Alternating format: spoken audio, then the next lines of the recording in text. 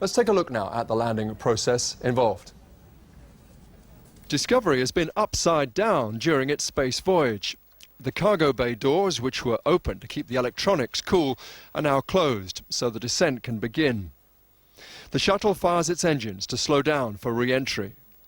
Having been upside down, Discovery then flips the right way up to descend.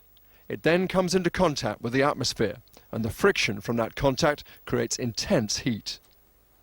After it's re-entered the atmosphere, it becomes more like a fast, very heavy glider, with the shuttle's captain gaining control. In space, the shuttle travelled at an orbital speed of just under 18,000 miles an hour. That's 27,000 kilometers an hour.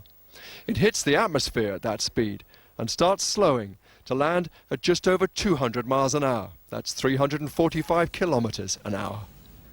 And let me just add to that we're told the most dangerous time for NASA and the shuttle crew is from about half an hour before landing until about 15 minutes before landing.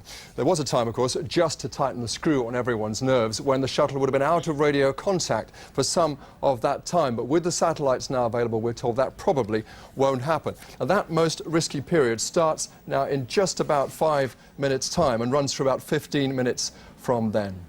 Well, Anton Van Ploeg from the Royal Observatory in Greenwich. First of all, let's clear one thing away, all possible conspiracy theories. You're satisfied it was a weather issue. There's been no other problem that's delayed this landing. Funnily enough, the driver who brought me in this morning was also talking about the conspiracy theory. No, I really think if at all possible, NASA really wanted the shuttle to come home, wanted to drive up the runway, as it were, to park just outside the garage instead of parking it on the other side of the country. They really wanted to bring that home. And that's not just a money convenience issue. I mean, it's a complete downer for the families, the loved ones who are waiting there to greet the astronauts, isn't it? Well, yes, disappointment for them, but they will be more than happy to see, you know, all their family and relations back on the ground, wherever that happens to be. And if it's in Kennedy, what in fact will happen is tomorrow all the families will meet halfway at the Johnson Space Centre, so they will have that family reunion, just have to wait a day. Lucy, it's still going to be landing just after 5 in the morning. It's still going to be mostly dark. Is that an issue? No, I don't think so. This is, I think, the only, the 10th time that it's landed during the night. So some astronauts have a preference to land in the daytime, but actually some say that they can see the runway very, very clearly when they land at night. But in theory, the shuttle can actually land itself, and it doesn't have to have any human intervention at all. So landing at night shouldn't be an issue. And from the point of view of what we see, we'll probably see a plasma trail through the night sky, won't we?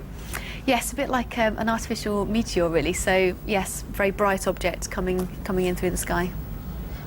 Now, how much of an issue is it... I'm just looking...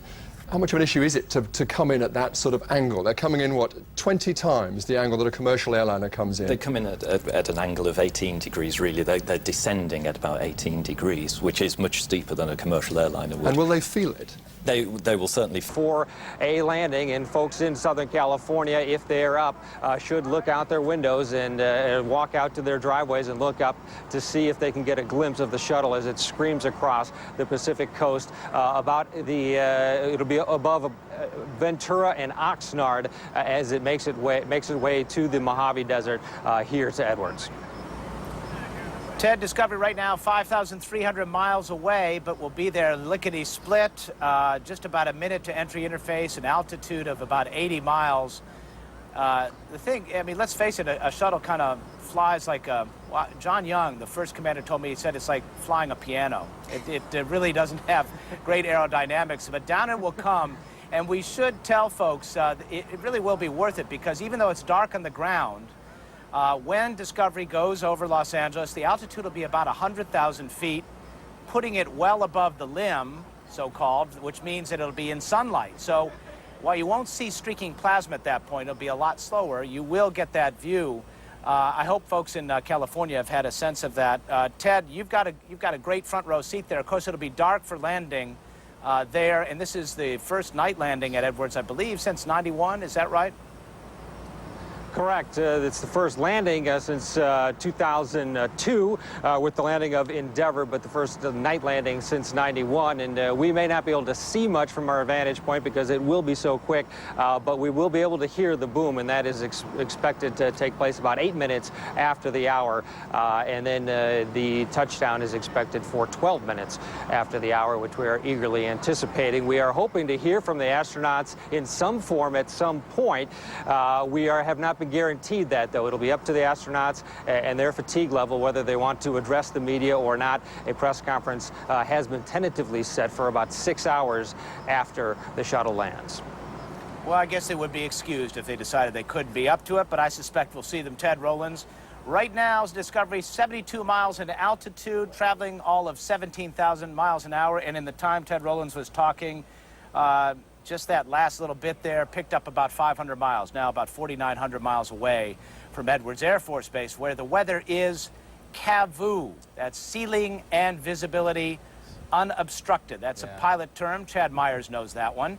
And Chad Myers walked us through a rough morning here at the Cape as well. Hello, Chad. Yeah, Miles, did it turn out to be that bad now that the sun's up and you can see around? It's gorgeous here, yeah. as you would expect. Unfortunately, they couldn't land this hour. I think I showed you in that animation. Right. There's only certain times that they can hit Florida. Right, exactly, because now they're too far to the west. There's no way they could turn that thing far enough to get it back into Florida at this point, but they have perfect weather. Visibility at Edwards right now, 30 miles. The temperature is 72.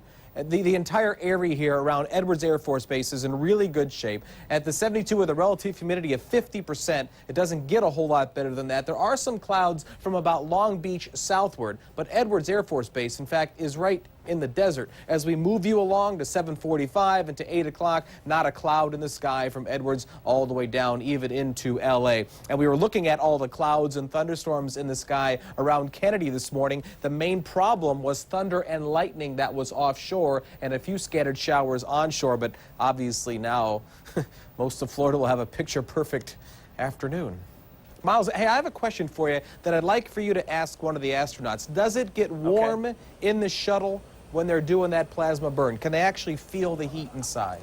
I have just the right guy to pose that question to, Chad Myers. He's waiting in the wings here. We are privileged to be joined by former astronaut, former senator, and current icon, John Glenn. Senator, good to have you with us. Thank you, Miles. And, good to be with you. You know, I think back, of course, we'll talk about your shuttle run in just a moment and whether it gets, well, let's talk about that first of all. Does it get warm on the flight deck or the mid deck of the shuttle as it is coming back to Earth? I was in the mid deck, no, and it didn't, the temperature's pretty well controlled. We didn't notice control. And of course, you're in your suit also, so you got ventilation there, so I didn't notice any heat at all. That's good to know. All right, let me ask you this. Back on your first flight, Yeah. that was a re-entry to remember. And there was all kinds of concerns because there were some issues with your retro pack, and everybody held their breath on your reentry. No one was sure if your heat shield was intact as it should be. Did you get hot on that one? It took a while for the heat to soak in on that one, but by the time I was down on the main parachute, it was getting very uncomfortably warm inside. And when I was on the ocean bobbing around, it was getting real warm inside. And so it took a while for the heat to soak in. There's pretty good insulation on that, titanium tiles on the outside, and you had pretty good protection, but heat soaked into that one more than it did on the shuttle. Boy, I bet when you felt that heat, you were thinking, oh boy, that's some serious business, isn't it? Well, when you're coming through reentry, in the high heat of reentry, I could look out the window, little window over right over my head like this, and see the chunks of retro pack and retro pack and the ablation shield material coming back by the window in sort of a gold burning color. And so that was very, very impressive, to say the least. I think that was a unique re-entry because of all the chunks of the retro pack breaking off. We left that on to make sure the heat shield was held in place. There had been 2 signals went down to the ground that the heat shield was loose in orbit, and that's the reason we did it that way coming back in. That was something. Let's go back to Mission Control. I just want to show you some pictures here to give you a sense of where Discovery is right now. About 4,000 miles away from Edwards Air Force Base, headed over the South Pacific. As a matter of fact, if you could lose that banner, you can see a little bit better where Discovery is in the world. You can see that nose-high attitude up here, of course. But down here, of course, is Discovery. and entry interface, peak heating, all the key moments now. Big plasma trail coming behind it over the Cook Islands.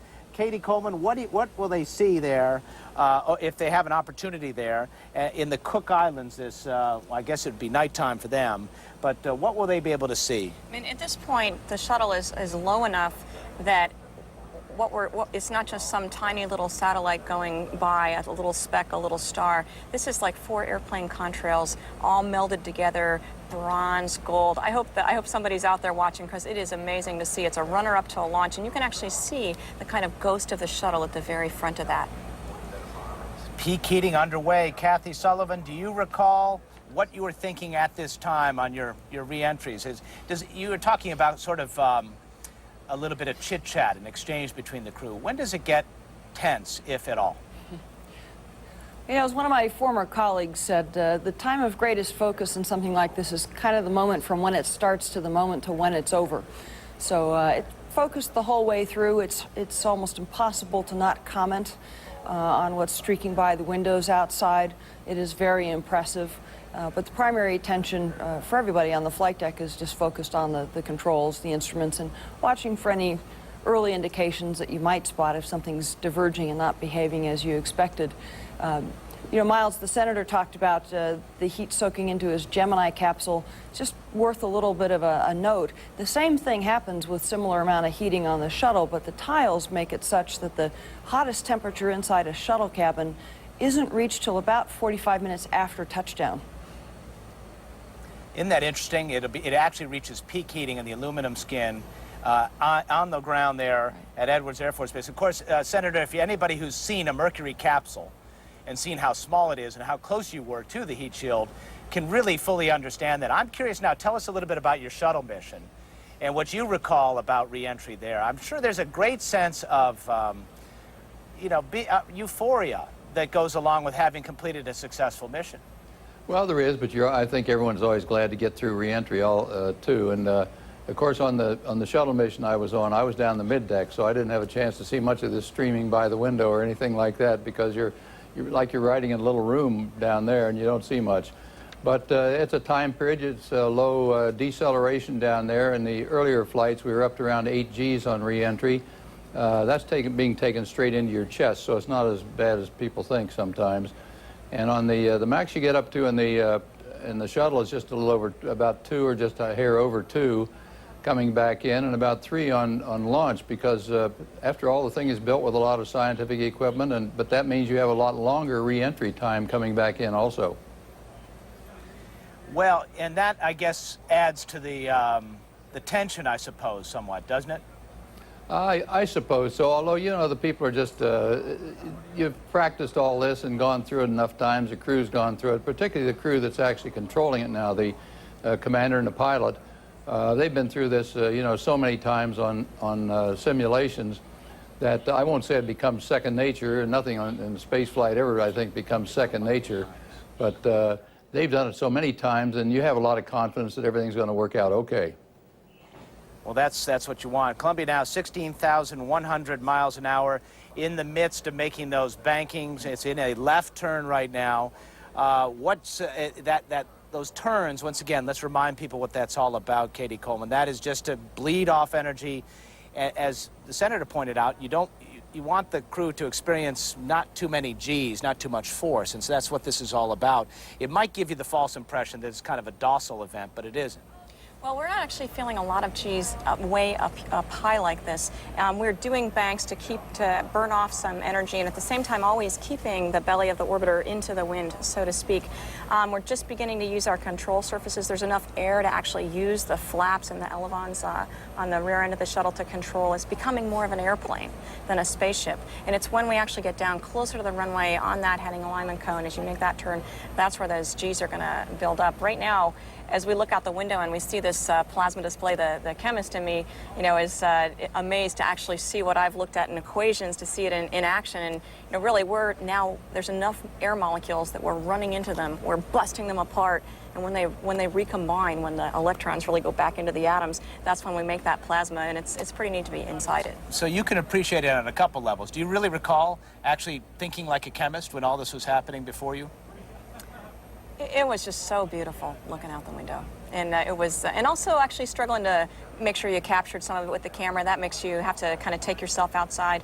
And at the same time, like Kathy said, you know, it is business. You know, we have practiced this entry. We've all got a job to do. And everybody is doing that job and focusing on that and trying not to take too much of your brain away to enjoy the sights. Discovery now, 15,400 miles an hour, an altitude of 230,000 feet. And these are critical moments, if you harken back to 2.5 years ago, moments when we first got indications that Columbia was in trouble. These are peak heating moments, and of course at that time no one knew on the ground, no one knew that the heat shield had been lethally breached by foam just about a minute or so after launch. Let's go back to Kathy Sullivan and talk about that experience right now. Everybody talks about the spectacular colors and the real light show that occurs outside the window. Do you remember that? Is that distinct in your mind, that multicolored effect? Oh, it is unforgettable, and anyone who's seen it will never, ever forget it. It's an incandescent, bright orangish white. It's streaking past you, and you can't quite comprehend what the texture seems to be that's streaking past you. The other thing is you're coming down sort of blunt belly forward, as Katie mentioned, and so you're plowing a big hole in the atmosphere. You have a wake where all the air sort of reattaches and recombines above the orbiter, and that is a very turbulent recombination process.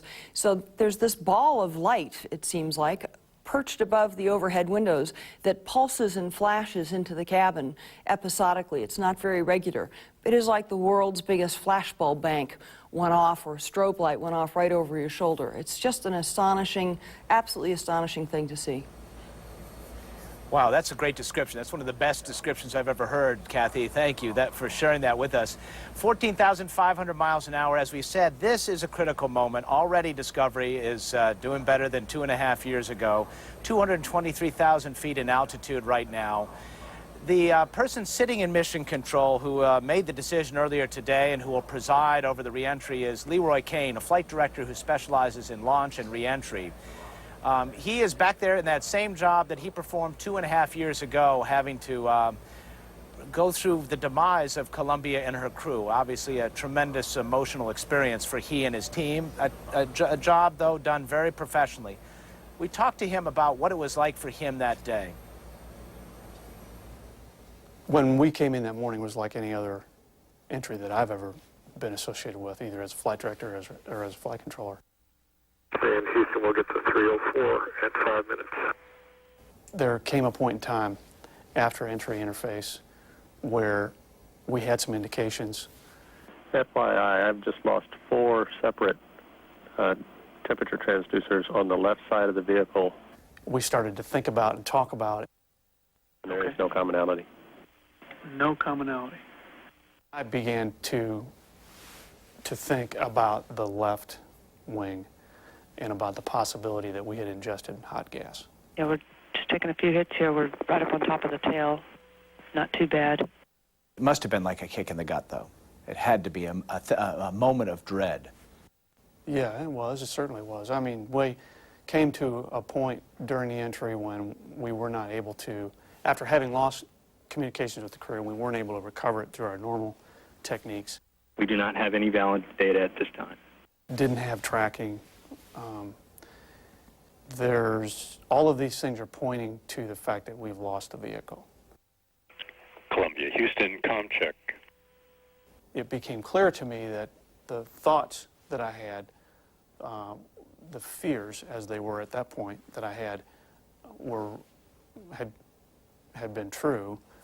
The FCOH contingency plan procedure. And then after that point, we actually saw some video. I had access to some video in the control center that we wouldn't normally have. But that just confirmed what I already knew. What was that like, seeing that? That just kicked me in the gut. That was hard to look at because we needed to go continue to do our jobs at that point. And so I, looked at it, saw it, it confirmed what I had heard. And fortunately, I was able to treat it as data at the time. It was data that we needed, frankly, to confirm what I had heard. And be able to move on from there. Have not required anything. We are only acquiring false locks at this time. I copy, Fido. Do you feel at all guilty about what happened? I don't think I would call it guilt. I would not call it guilt. I think that we've all learned from this experience. None of us wanted to personally fail the crew. These were friends and neighbors of ours. Their kids go to school with our kids, that kind of thing. I am personally at peace with where we are today and with moving forward. If I wasn't, Miles, I wouldn't be able to do this job. I would not be able to do this job. I got myself to a point through a natural process of being able to say, let's go. Let's move forward. Discovery is now traveling 11,500 miles an hour, is 1,000 miles from Edwards Air Force Base, and has gotten further than Columbia. So what we can say is today will not be like 2.5 years ago. Of course, we had a strong sense of that on this mission, despite those concerns about falling foam, despite all the worries we had about protruding gap fillers. The fact is, we knew more about this spacecraft than any spacecraft that ever returned to Earth. John Glenn, can you imagine if back in 1963 you had the imaging capability that we had today, they would have known precisely how your heat shield was?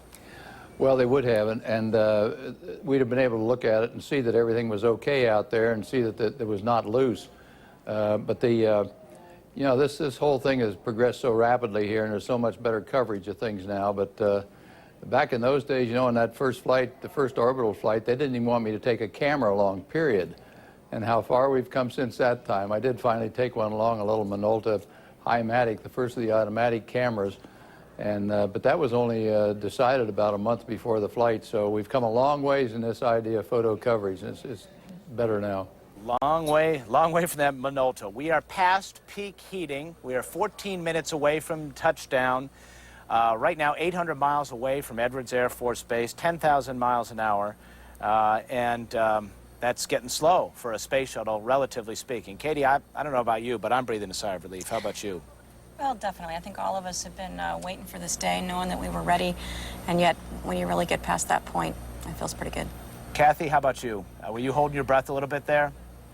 Miles, I'm going to hold my breath till its wheels stop on the center line. I'm glad they're through peak heating with no adverse signs, but nothing beats wheels stop.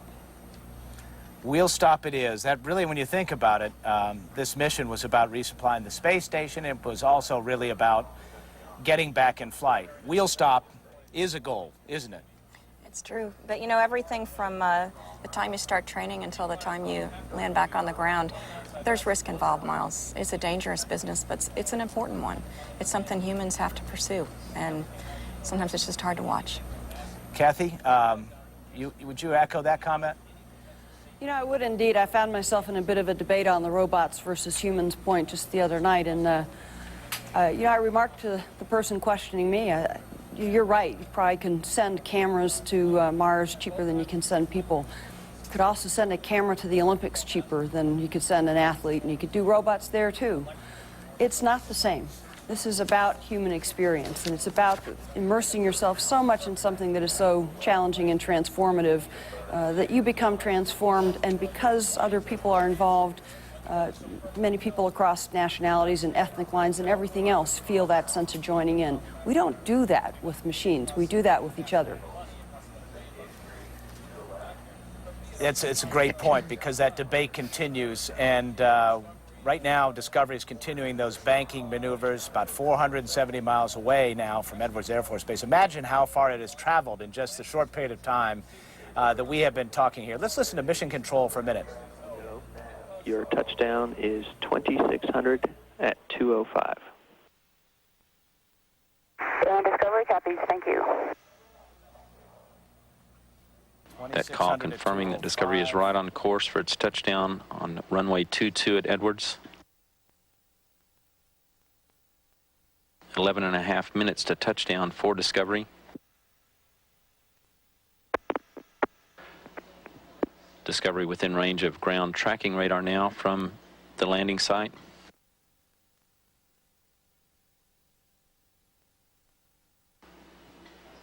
Discovery speed now 9 times the speed of sound, Mach 9, about 6,100 miles per hour.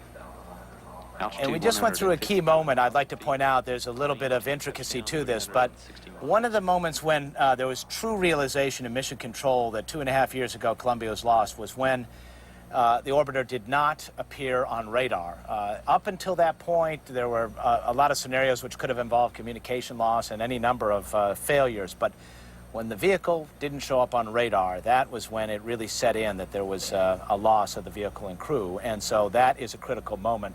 Here we are at the top of the hour. I want to tell you what's going on if you're just tuning in. Lower part of your screen right there, if you'd like, you can see Discovery making its way, graphically at least, toward Edwards Air Force Base. That's the destination there, where the weather is perfect for a shuttle landing this morning, not the Kennedy Space Center. The crew of 7 coming back has gotten through all of the critical moments where we lost Columbia 2.5 years ago. The peak heating moments, the moments when Columbia did not appear on radar, and everything so far indicates that the crew and the orbiter have come through just fine. Listening to Houston Mission Control for just a moment, they're getting to the point now where they're starting to think much more like an airplane as opposed to a spacecraft. Of course, it's an airplane that's a glider, and they're coming back after a 2-week mission. It's a tricky maneuver, practiced many times. It's a calculated risk, but still a one-shot deal. Katie Coleman, take me inside the flight deck right now. What's the thinking right now? They're getting ready to actually take control. Up to this point, computers have been flying. This is a point where we're getting more and more navigation information. You just heard them take TACANs. They're taking that navigational data. There's more data to come. They're about to deploy the air data probes, literally probes that come out and tell the shuttle how many air molecules they're hitting, what altitude they're at.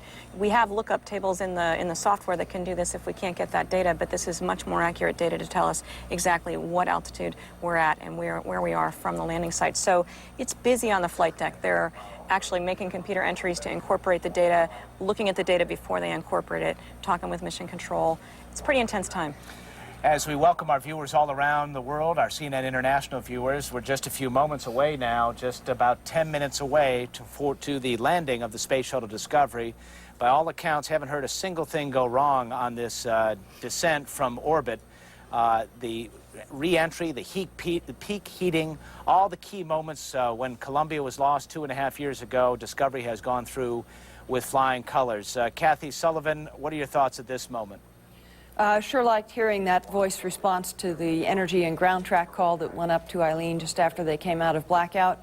And but hey, Kathy, let me interrupt you for 1 second. I just want to tell our viewers what we're seeing here. These are the first pictures 165 miles from Edwards Air Force Base. You're looking at an infrared shot of Discovery there, that white dot in the center of your screen there. I missed it. Right in the center of your screen there. That's just reflecting heat in the night sky, and that tracking camera, it will get a better and better shot as time goes on. Kathy, finish your point. Just glad to have them back down in the atmospheric environment, as you said, beginning to act like an airplane. Now beginning to navigate primarily based on data that's coming up to them from the ground, TACANs and shortly microwave landing system data. Senator Glenn, who of course came back on the shuttle in 1998 and had a wild re-entry back in 1963 after his orbital mission. You breathing a sigh of relief at this point? Yeah, I sure am, because we have a lot hanging on this, of course. The upcoming shuttle flights, of course, will be the thing that build out the space station. It's only about 2/3 complete now, so this is a very important mission here, and for crew safety mainly, of course, but also for the continuum of the whole program here. So it's a very important mission. Yeah, it is an important mission because NASA really had a crossroads. We should point out, all right, they said just now a call that's an important one, taking air data. Katie Coleman, what does that mean, the significance of that? It means they put out those probes, and those probes are working. The data looks good, looks accurate. There's actually 4 streams of data. They all look the same. They're actually now agreeing to supply that data to the computers. So in other words, basically, it's telling the computers what's going on outside as far as the air going over the surfaces. Correct. And the computers thus, because it is a fly-by-wire type of vehicle. In other words, computers are always involved in the decision-making, and whatever the pilot does goes through a computer before it gets to the control surfaces of the spacecraft. And as we get closer and closer to the ground, we're just incorporating more and more data and more accurate data so that we can really pinpoint that landing. They're actually on this checklist right here. It's a pretty simple one-page thing when you think about how complicated the vehicle is, but they're marching down, as we have so many times in sims, all the way to touchdown, and hopefully that word stop. Just a few items left on a very long checklist that really lasted 14 days. If you're in Los Angeles right now, quickly go outside, take a look. You might catch a glimpse of the Space Shuttle Discovery as it streaks over Los Angeles, right over LA now, on its way over the mountains and into the high desert. Edwards Air Force Base, the destination, weather being the constraint to not having a landing here at the Kennedy Space Center today. As you see, about 5 minutes and change before that landing occurs. And we have Ted Rowlands there at Edwards Air Force Base. I'm curious, Ted, if you have heard anything yet, any sonic booms yet? Nothing yet. We anticipate hearing it within the next minute and a half to 2 minutes. That's what we were told about 8 minutes after, but nothing yet. We're waiting patiently, and the excitement level here, as you might imagine, is rising with every minute. Those booms are very distinct. It's kind of a double boom. It's kind of a double shock wave. And it is the absence of those booms that here in Florida gave people great cause for pause 2.5 years ago. It's like clockwork.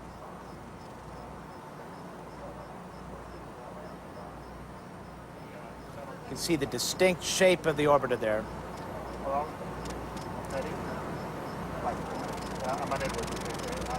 Discovery will...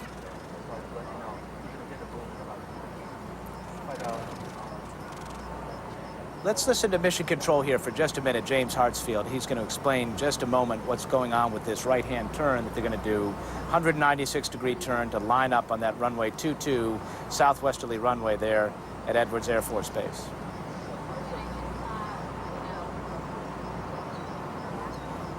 At this point, the crew is feeling very heavy, aren't they? Kathy Sullivan, you feeling gravity and all its effects at this point? Well, at this point, just about to intercept the imaginary circle called the heading alignment cylinder. You're thinking more than you're feeling. This now is becoming the point where Eileen will take command of the vehicle through the control stick and make the turn that lines up with the runway. So I don't remember being too aware of what I was feeling at this point, other than paying attention to out the window and to the glide slope and heading alignment indicators. All right, let's listen for those sonic booms. Ted Rowlands is there. Right here.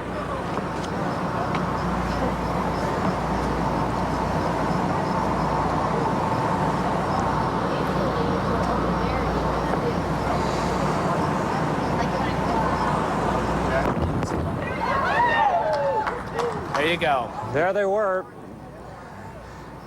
Like two gunshots, as expected, one right after another. That's what you want to hear, Ted Rowlands. Boom, boom, like a double-barrel shotgun. And I heard the cheer. There's obviously a lot of people around there who've gathered to see this, Ted. Yeah, indeed. Gathering of base employees here and members of the media. And as you mentioned, as soon as the double boom hits, also we hear some cheers. And now we're getting a visual of the shuttle as it makes its final descent here into Edwards. So you actually can see it. Maybe we can dial in and listen a little bit to the audio coming out of Mission Control. Call that Discovery is on course with 180 degrees left to go, and it's turned to line with runway 22. Very shortly, we should be seeing a picture from the inside the cockpit, a camera that is put in the pilot's position. Altitude, you heard a little while ago, 22,000 22,000 feet. The pilot, Jim Vegas Kelly, had his opportunity to get a little stick time on the shuttle. The commander, of course, lands the shuttle. This will be Eileen Discovery Collins. Houston, on at the 90. Really, when you think about it, on at the 90, Katie, tell people what that means. That means that they're on energy, they're on altitude, they're exactly where they want to be. Just over 10 miles to touchdown for Discovery. 17,000 feet. You know, it's worth pointing out that in spite of all the practice, this is her second for real landing. Eileen Collins with the runway in sight, aiming for about 345 miles an hour as she gets in there on final approach. There you see that picture from on board. Now, this is going to take a little bit of work to try to get you to see it. A live view But at that the forward windows. Looking down at Edwards Air Force Base. As they get closer to the runway, that'll become a little more obvious to you, but that was just a lot of information on their heads-up display, which gives them information about the airspeed and the altitude, so they don't have to keep glancing down at the instruments as they come down.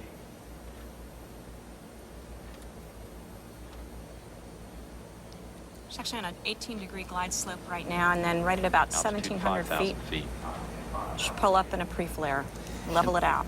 Pre-flare is where you start bleeding off that last amount of speed and energy to get it to the right speed. You want that to happen just at the right moment. 3,000 feet, 3 miles to touchdown. You want to land at about 220 miles an hour.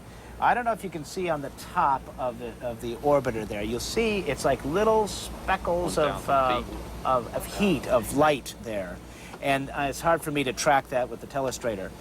That is the exhaust from the auxiliary power units, which are run by hydrazine. They're actually, let's listen for a second as they get close here. Landing gears down and locked. 14 seconds away now. Main gear touchdown.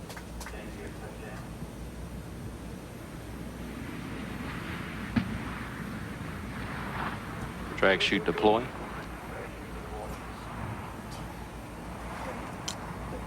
Nose gear touchdown. And Discovery is home.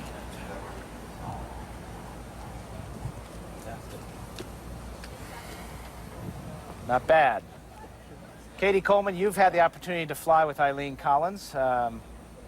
Looks like she did what she does normally, huh? You know, my favorite story to tell is I was on the flight deck there, sitting as MS-1, and there we were coming in, getting closer and closer to the runway, and all of a sudden Eileen said derotate, which means we're going to put the nose down. Usually we make sure we land on the main gear first, and I had not felt that sensation. I mean, it was a beautiful landing, just like the one we saw today. Kathy Sullivan, all right, are you breathing a sigh of relief now? I'm liking this a whole lot better now. Just as expected, a fabulous landing. Eileen's a superb pilot.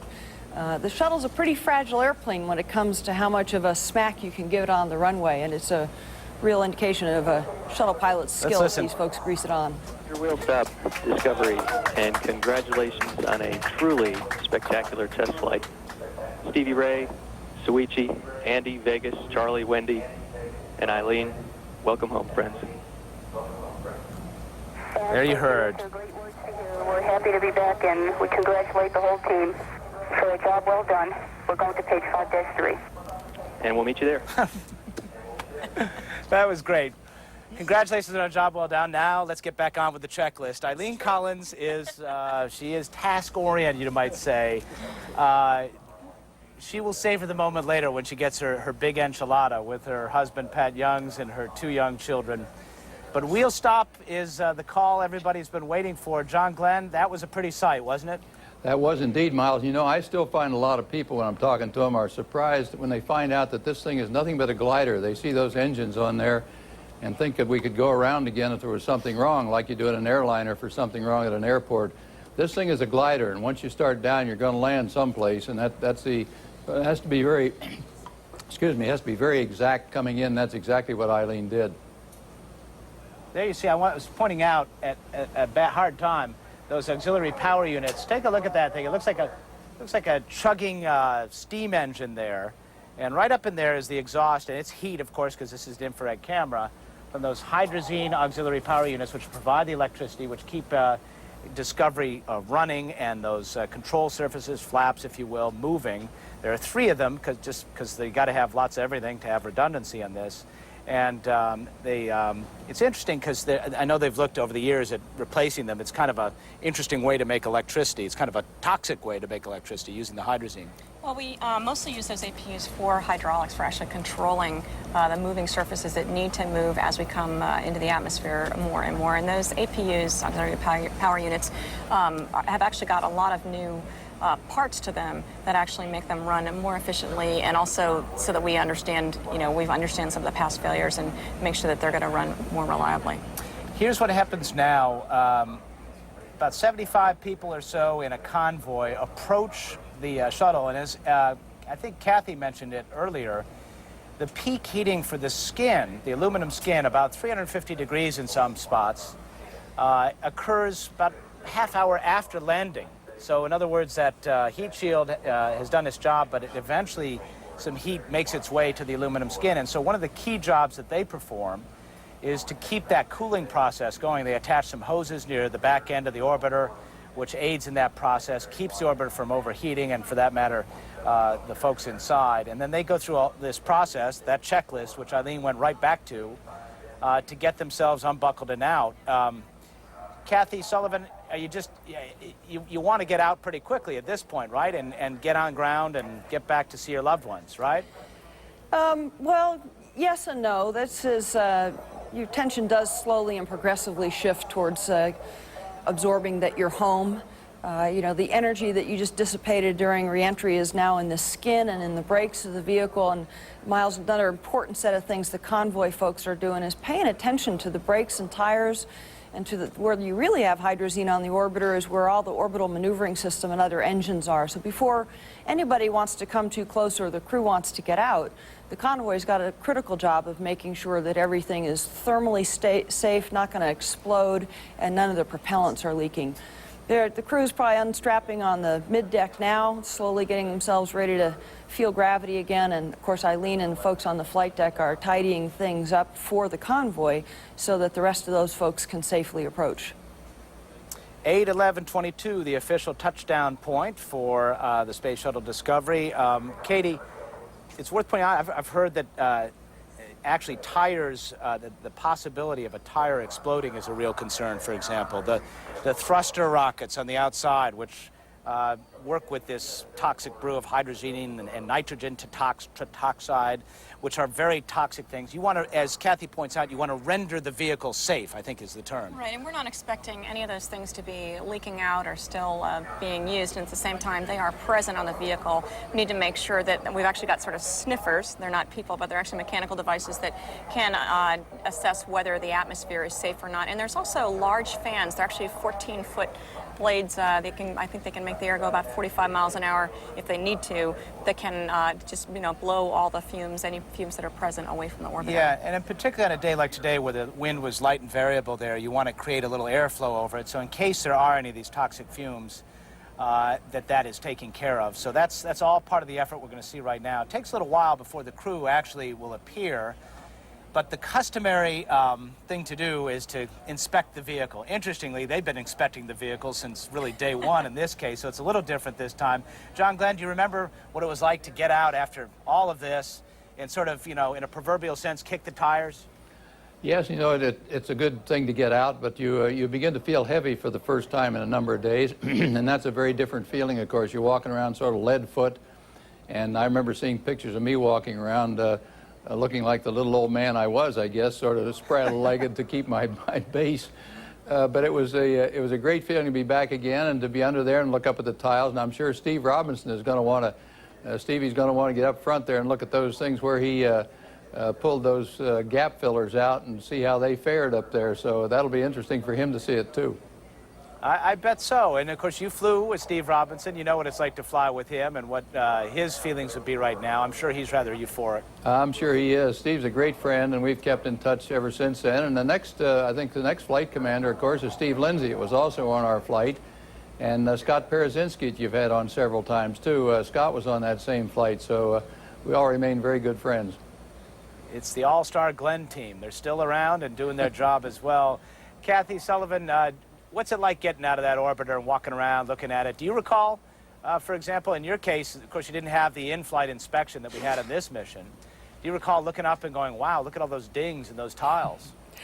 It's a pretty amazing sight. You last saw the outside of the vehicle when you were on the launch pad, and it was filled with super cold propellants and just seething as if it really was straining at the reins and wanted to leap off the planet. And now you're back on the ground and it's looking a lot more like an airplane.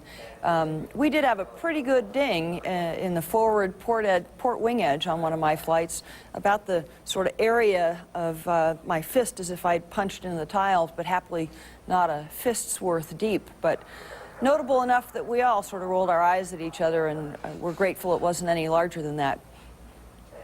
Boy, I bet so. That's a moment where you think, phew, boy, could have been a close call. Katie. Yeah, it's actually interesting data. I guarantee you there's going to be folks that are going to be photographing before they move the shuttle every inch of the tiles and the wing leading edges. Some of the work that we've been doing in the past 2 years is trying to understand, well, what hits have we taken in the past from foam on the tank or other things? And just because we see what it looks like on landing, we don't actually know what that spot, like the one that Kathy just described, you know, sort of fish size, what did it look like when it was up in space? Was it smaller? In other words, how can we take the inspection information that we get up in space and use that to understand what's going to happen on the way to the ground? This is the first time anyone can categorically say this is damage caused by reentry. Exactly. It's really, really valuable information. I mean, we have, you know, we have spots, in fact, on one of my missions, you know, quite a big spot that we noticed was damaged by, I think, ice on the tank. And we'd like to be able to say, well, we can fly home on that, but what did it look like when it was up in space? We've got that information. We have a lot of information for folks to work on, and I think it's going to be, we're just much better off than we ever have been. All right, let's talk about the future here for just a moment, and I'll start with Kathy. The term that has been used by the media, myself included, is grounded. All my NASA friends say, don't use that term, that's not appropriate. This is an experimental vehicle. Every experimental vehicle is technically grounded the moment you see wheel stop like this. But nevertheless, the term is apt. The shuttle fleet is not going to fly until a lot of things are squared away, in particular that falling foam issue off that external fuel tank, which we saw a couple of minutes after the launch of Discovery. We're so glad to report it didn't cause any problem to this flight. It fell harmlessly, but obviously is of great concern because that was the root cause of Columbia. Kathy, what's your best sense of it? Do you think that this reflects poorly on the process of repairing that tank in the first place? And how big a job does NASA have ahead, do you think?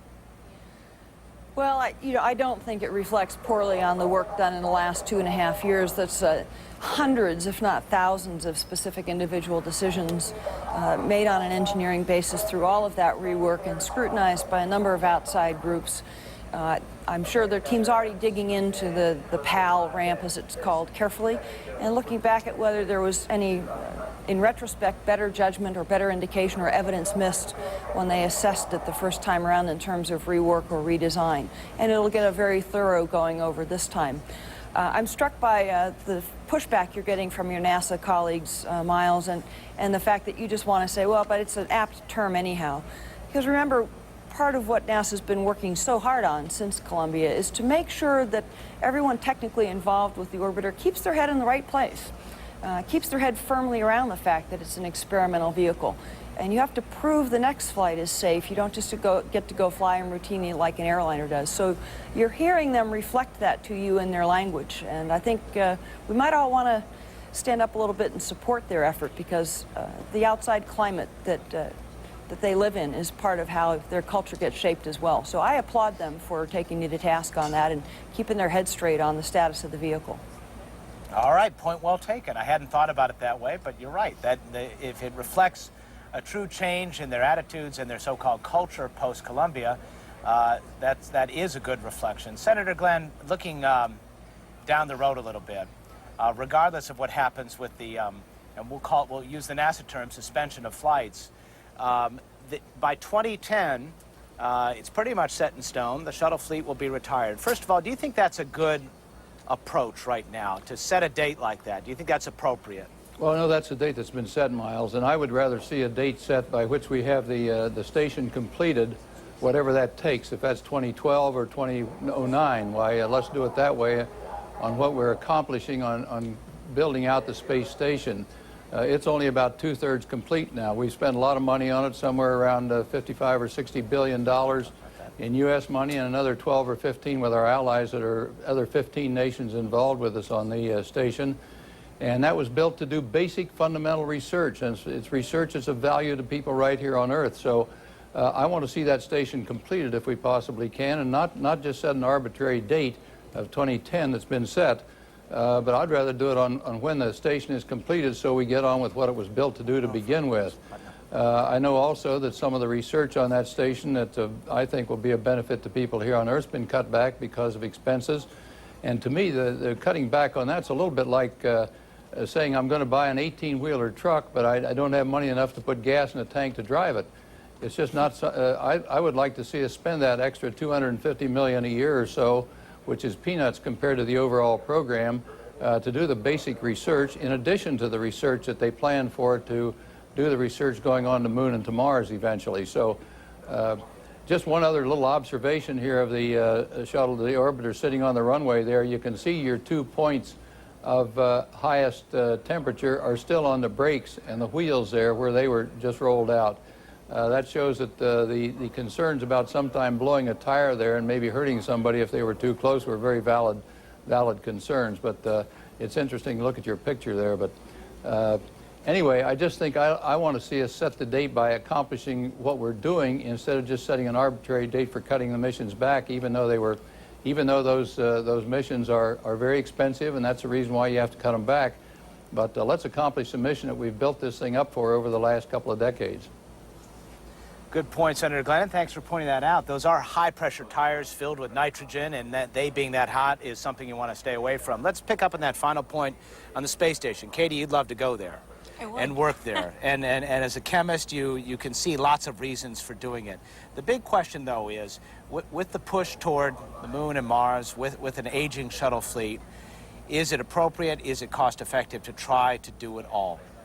Well, I think 18 months ago after Columbia, we looked at, these are the things on our plate, what should we do? And it was decided to stop using the shuttle in a systematic way that made sense. If we stop now, we don't have the capability to finish the station. To me, that doesn't make sense. We've got a lot of work to do on that station we need to do before we can proceed onward. And also the science that I love that Senator Glenn mentioned as well. And so I think we're doing it the way that makes sense. We're not ready yet for that new vehicle. We are working on it, but we actually need to make sure that we keep a workforce that knows how to build and operate that new vehicle. And I think there'd be too much time in between right now if we just stopped Shuttle and said, let's do the new one. We'd lose some expertise. It's not the right time. Kathy Sullivan, would you agree with that? Is it a bad idea to set a date, 2010, close the shuttle fleet down, regardless of where the station is? I think I'd do it a little differently. I would tend to side a bit more with the senator.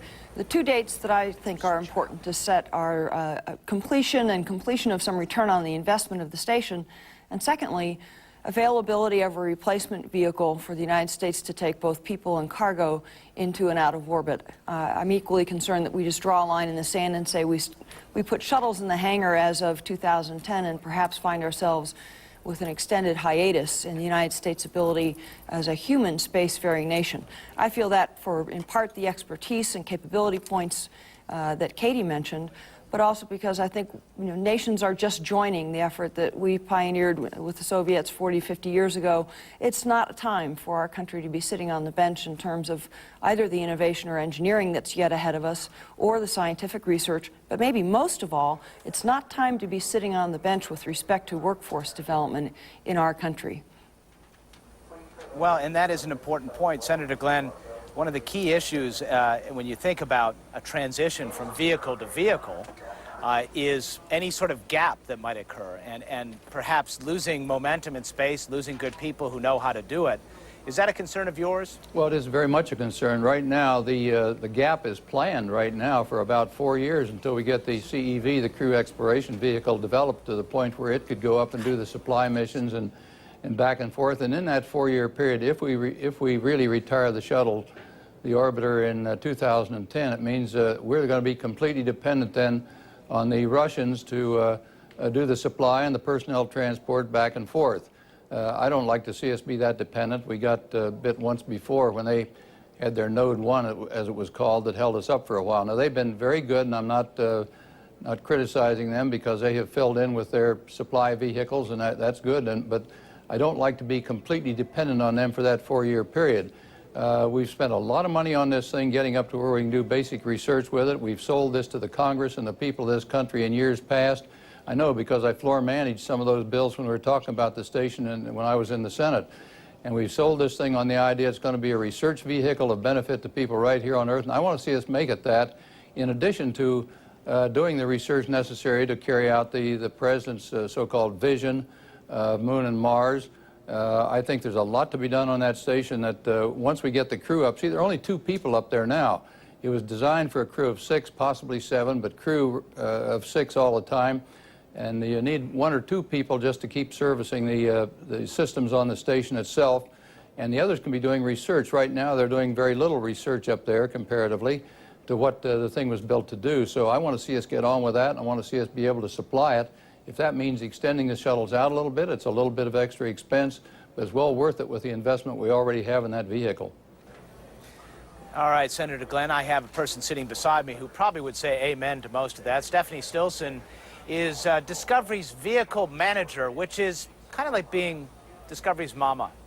And are you a proud mama this morning? Oh gosh, so proud. Team has worked 4 years to get to this point. Now obviously we were very happy when we launched. Mission went very well, but to land, that's what we needed to do, show the world we could land safely and bring Discovery home. So of course, landing day is like the first day of work for you. Absolutely. Right? Tell Absolutely. us about what lies ahead. You obviously sent a team out there to get the first stages of preparation. You got to lash Discovery onto the 747 and bring it all back. A lot of work that's added every time you go to Edwards. Absolutely. Team, like you said, is out there. Our A team is there now, taking care of everything that has to happen immediately. Then a group goes out tomorrow. I'll be a part of that team tomorrow called the B team, and we'll fly out and continue the round-the-clock processing to safe the vehicle, get it on that SCA, the shuttle carrier aircraft, and ferry it back here to Kennedy Space Center. And that's when it'll really be home. So our job's not done. We've got a lot of work to finally say Discovery's home. And typically that's at least a week, and it's very weather dependent. The 747 that carries the shuttle flies only at about 10,000 feet, has to fly, stay away from clouds. It can take a long time just to get it back here. Absolutely. We plan about 7 days of work to get ready for the ferry flight, and we plan about 2 days for the ferry flight. But you're right, if there's weather along the way, we'll have to stop. There's places across the country where we can stop, sit tight, wait for the weather to clear up, and then move ahead. All right, so it clarified this in my mind. If for some reason there is a quick fix to that fuel tank issue, and Atlantis is looking like it could go in the 3rd week in September when that window opens up, could you have Discovery ready to fly a rescue mission in time? It's pretty tight, isn't it? It is tight. Obviously, that's a lot of work that has to happen in a shorter period of time, but right now we're still optimistic we could do that. Now we'll have to wait and see exactly when we get back to the Kennedy Space Center and start the amount of work that's going to happen there. Every time I see this, by the way, the 747 carrying an orbiter on top, I marvel at it. It is pretty an amazing sight indeed. It is amazing. And it costs more money, costs more time. In a perfect world, you wish Discovery was right behind us here on this runway. Oh yeah, just so we could have seen it live, that would have been great. But seeing on TV, having a nice safe touchdown, I'm sure you heard the cheer here. Everybody here was just as happy, but yes, we would like to have had it right here on our runway. Yeah, there's a big cheer, and I know the people here well, and I know how important it is to be flying. And I know this 2.5-year period has been very difficult for everybody. Can you encapsulate the whole emotional ride? Yeah. Well, really, for Discovery's team, we started 4 years ago because we were in a maintenance period when the accident happened. So we were already on course to do a lot of work to upgrade the vehicle, put all these modifications on. Then we had the accident. We had additional modifications like the boom, the wing leading edge sensors. So yes, delays along the way can be discouraging for a team. So I know everybody out there right now is just thrilled across the country because there's thousands of people that have been involved with what we're doing. And it's just been overwhelming for everybody, I think, at this point. Being back in flight has a little asterisk attached to it because of the issues with the external fuel tank. How does that in any way affect the team, their focus, their morale? It was a little disheartening when we first found out that we had an issue with the phone because we didn't expect it, and now we know we have more work to do. But the team bounced back very quickly, especially the way the orbiter handled itself in orbit. Phenomenal. Very minor damage that we saw on the underside of the vehicle. The gap fillers, of course, the EVA to do that work, to take care of those, went very smoothly. So I think the team was able to quickly get back on their feet and say, okay, we know we've got a problem with foam, we're going to go fix that, but the orbiter has been outstanding. You know, the interesting thing, a lot of what you do on landing day in past landings is, check for damage. You already know, don't you? That's right, unless there's something that happened between the last time we took our video image in, our scanning, and when we touched down. And we'll have folks out on the runway now that'll be doing that, looking and taking data as to what they're seeing differently. And Katie Coleman was saying that in and of itself will be very interesting because for the first time you'll be able to isolate what damage might be caused by re-entry, something that you've never been able to decipher before. Absolutely. That's what I'm personally looking forward to finding out about, because you're right, that's a first-time thing for us to find out what the differences are in damage that occurred prior to landing and then during the re-entry phase. Right. Taking us back to that larger debate that you kind of stepped in on with Senator Glenn and Kathy Sullivan, underpinning that whole debate is the sense that the shuttle fleet is aging and is past its prime, and in many respects the technology is outmoded.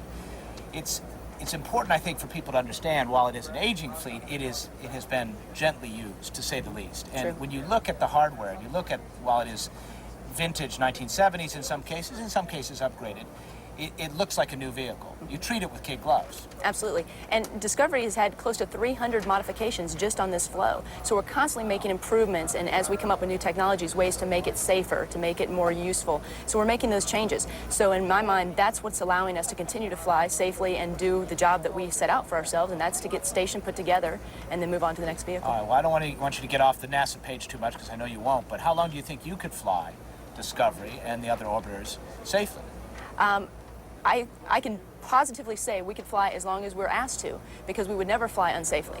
So if we were asked to go 2010, 2020, we'll keep doing that as long as we know we've got the technology and the changes to the vehicle to continue to make it safe. So right now, to me, the sky's the limit. If administrator decides we're going to stop in 2010, okay, my job is to ensure that we get there and we get there safely. If we can't, then we raise up our hands and say we can't do it. And what do people here think about that next generation of vehicles? There's a lot of uncertainty that goes along with that, but there must be also some excitement. There is excitement. And of course, anytime you have change, there's that unknown and a little bit of fear as to, will I have a job? Will there be something for me to do? So that's out here.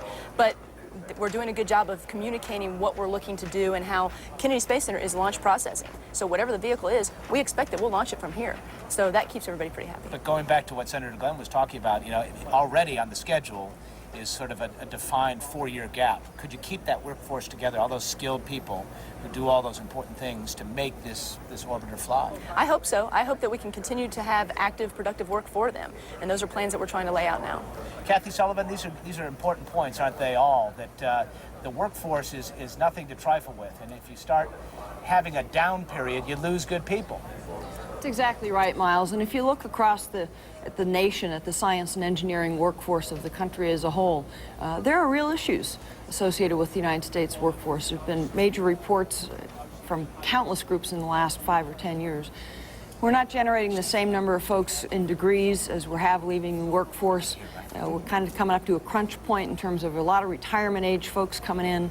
I think we could set ourselves up for a really adverse set of colliding waves here and find ourselves falling behind the technology and innovation curve in a way that we probably would never have intended to. You know, it's interesting, Senator Glenn.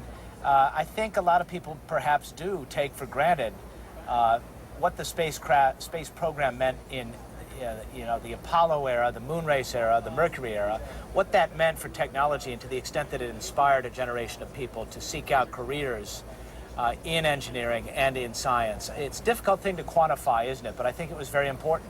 Well, I think it was very important. And, back in those days of the Cold War, we started this whole program on math and science in the schools and a big education program. And we need that now. We're being challenged more competitively in this time of globalization than ever before. So we need that kind of inspiration now. Let me also comment, this idea that we're an aging spacecraft, well, it is, and it's an old, but I would submit that the problems we've had don't have much to do with aging. We've had foam falling off. That didn't have anything to do with aging. We had the Challenger accident, of course, O-rings. That didn't have anything to do with aging.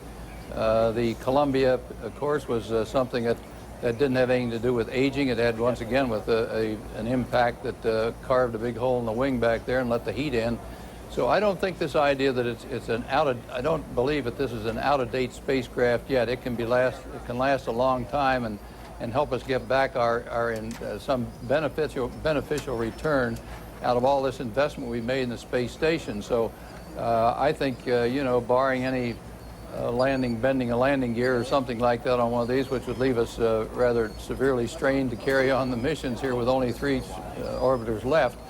But as far as aging goes, just to retire it because it's old, I don't think that is right. It's been kept up to date all through the years, and it can still perform its missions very well, as we just saw. Yeah, I don't know about you, Senator, but the older I get, the more sensitive I get to that argument myself. I think you're right. I think we are as old or young as we feel, and that's a good point. But the one issue which comes to mind here time and again is whether there are fundamental design issues that make the I'm not talking about the orbiter, I'm talking about the whole combination. The shuttle stack has some inherent unsafe components to it. The fact that it's stacked, horizontally here in such a way that the foam has the opportunity to fall off and hit what is a sensitive thing with the people in it. If it was up on top, you wouldn't worry about that kind of thing. Or the fact that it has solid rocket boosters that burn for 2 minutes and can't be shut down. And in that 2-minute period, there's no crew escape system. And then there is that issue that you had, when you flew in Mercury, you had an escape tower. If something bad happened on the launch pad, you could have pulled that escape tower lever, and off you would have gone safely separated from the rocket. So what we're talking about here, you're right, I think it gets conflated with the aging issue, but the issue really is, you know, maybe this was a horse designed by committee, and we're seeing fully understanding the effects only recently. Is that possible? Yeah, with 2020 hindsight, of course, we would do things differently, and there have been a lot of engineering developments through the years and new techniques and things that you design a new spacecraft, you do it a little bit differently, and it would be safer. But this is the one we have, and the station is what we have right now, a huge investment in this. And to cut the whole program down and say that we can't use this beyond just an automatic time period, I don't think is right. I think we should be looking at the mission to be performed to get the maximum benefit out of it for every single American. In fact, people all over the world that are involved with us on this get the most value out of this thing that we have. And to me, that means setting a little different time schedule. You know, Stephanie Stilson, is a point that is not overlooked here in your world is that the flaws have never been the orbiter. It's the combination, the stack, the shuttle stack, which together has created problems because the way it all is integrated. That's not something you want to boast over, because this is something that is, after all, a team effort, and you feel pride. You know, the team rises and falls together. But nevertheless, the orbiter is an amazing vehicle on its own. Absolutely. And the orbiter team would be glad that you said that, because that would make them feel good. But it's true, we're all working together, and although we that work on the orbiter take great pride in that, you can't launch an orbiter without a tank, without boosters. So no individual component can go without the other three. So we've got to work together. And, you know, we hope to continue to make it safer and safer each time we fly. All right, if you're just tuning in, we're seeing replays that NASA is feeding out right now from various other angles. Edwards Air Force Base is not equipped with the live camera capability that we have here at Kennedy Space Center, so they'll feed back whatever angles they have for us and give us a sense. Obviously very dark out there in California. It's kind of hard to make out what's going on, but what you saw there was Eileen Collins doing what she does best. The term Kathy Sullivan has greased it. She kissed the runway, and if it was like Katie Coleman's landing, the folks on the flight deck and the mid-deck didn't even know they're on the ground. It happens. The orbiter's structure kind of requires that the commander put it on very smoothly and gently, and the kind of pilots that make up the astronaut cadre of NASA are the kind of folks that can do that. We're talking about landing onto the ground with a vertical rate that is tenths of a foot per second. So it's very, very gentle, smooth landing. And Eileen's a true pro at it. Especially when you consider only moments before they were diving toward the Earth 350 miles an hour, 20 times steeper than an airliner landing, and then they just gently touched down. And that, let's reiterate for folks, that's a one-shot deal. There's no engines there to change that in any way. There's no go-rounds. That's exactly right. Once you fire the deorbit burn engines, which you do halfway around the Earth from the landing site, from that moment on, physics tells you every piece of hardware that you're riding in is going to hit the surface of the Earth about a halfway around the planet. And hopefully it will hit gracefully as an airplane with the wheels down on a runway. But it's going to hit the surface of the Earth. There's no two ways about it.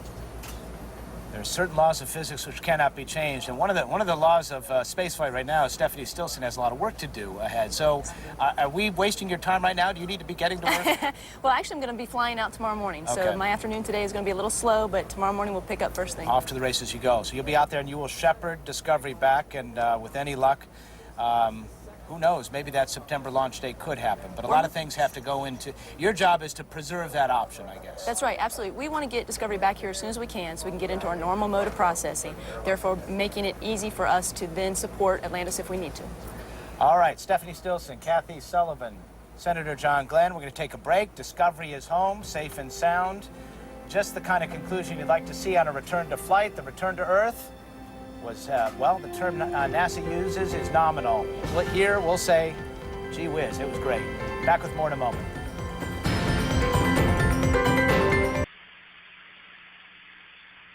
Folks, I'm going to come around going to go for the burn in about 7 or 8 minutes.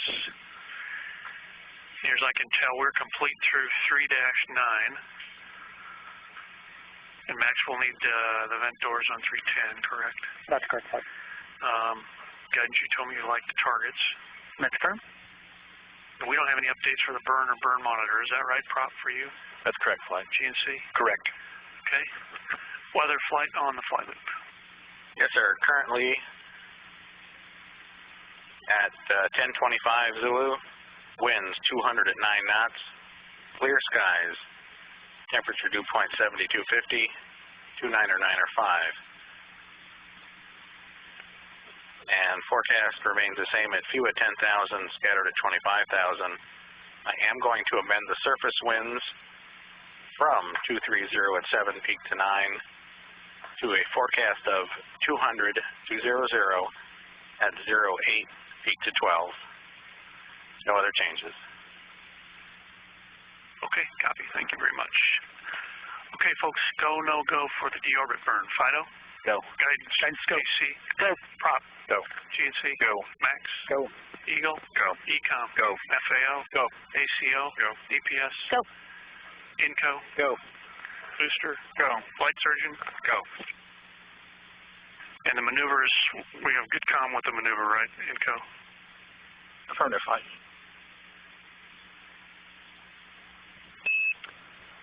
And Discovery Houston, we can offer you a go for the deorbit burn, and you will be go to maneuver on time, and I can give you the latest weather. So folks, we're on 3-12, probably getting ready to do your steps if you haven't done them already. Not yet, Flight, we're watching. A14, okay. Max, you'll be next, single APU start, temp 2, right? Correct, Flight. 2, then 3.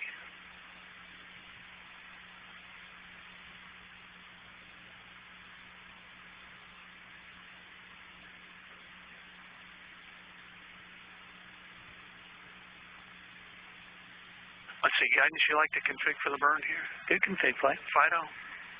Good config, Flight. Prop, I know you got more burn card actions. GNC so far? So far, we're in a good config, standing by for burn card actions. Okay, I'll wait for you and Prop before we give them a good config for the burn. Flight proper burning, 2 good engines. Good control. Copy. Handing over. Copy the handover.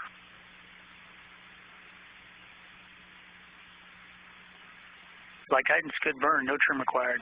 Copy. Discovery Houston, we saw a good deorbit burn, no trim required. And Discovery agrees. Hey folks, post-burn procedures 3-32. Prop deltas. No deltas, Flight.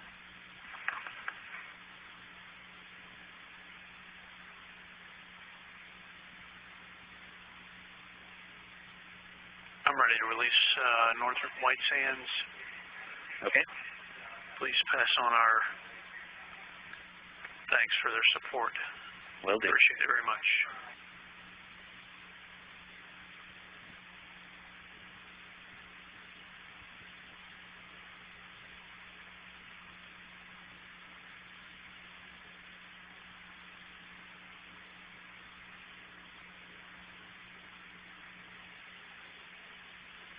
Flight guidance.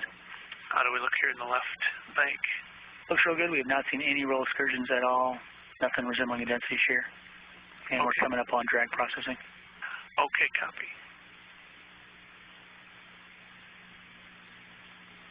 Initial low elevation C-bands show us on energy on ground track. We are working a disagreeing C-band issue, but both of them show us rough order magnitude on energy. Copy. Guidance, how does nav compared to GPS anyway? Nav looks real good compared to GPS, about a mile, and we're in the left roll. Copy, rolling left.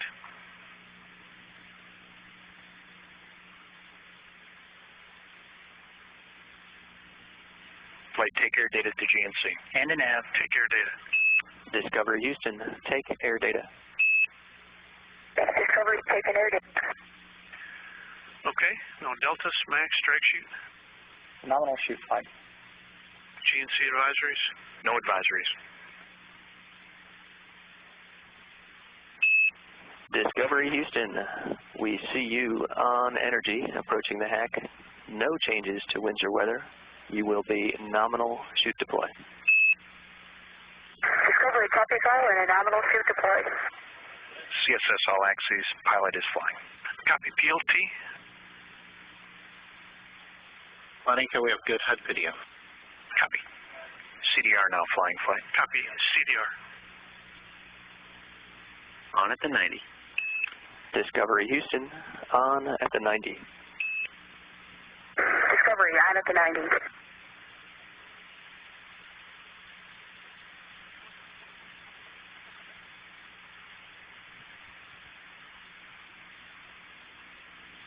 Houston, Discovery has the runway in sight. Copy runway.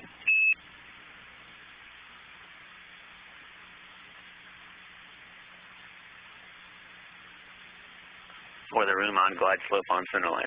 Copy. For the room on and on. And nominal approach and land. Roger.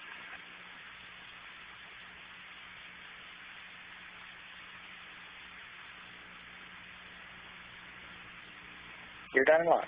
Copy gear.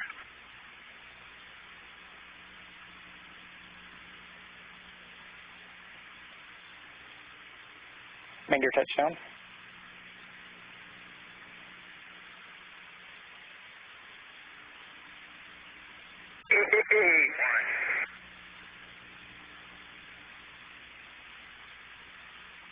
No clear touchdown. Ground speed enable. Okay, immediate post-landing deltas max. No deltas. Prop. No deltas. Ecom. None. Eagle. None. GNC. None. DPS. None. Inco. None. Booster. None. Hawk will meet him on 5-3. Nice work.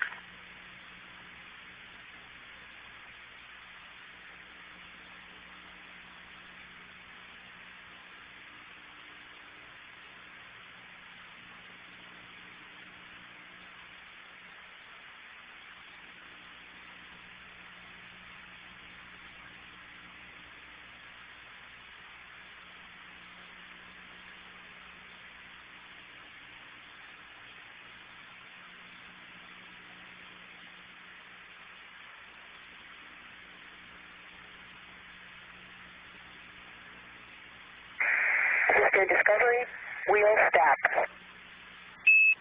Roger, wheel stop, Discovery, and congratulations on a truly spectacular test flight. Stevie Ray, Suichi, Andy, Vegas, Charlie, Wendy, and Eileen, welcome home, friends. And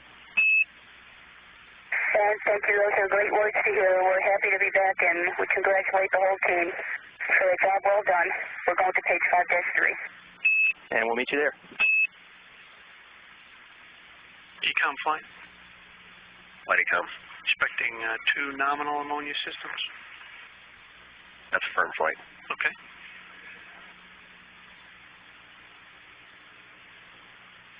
FAO, Ops 9. Go. Your go, right? ACO? Go. DPS. Go, no deltas. Thank you, Jennifer. Inco. Go. And Booster. Go.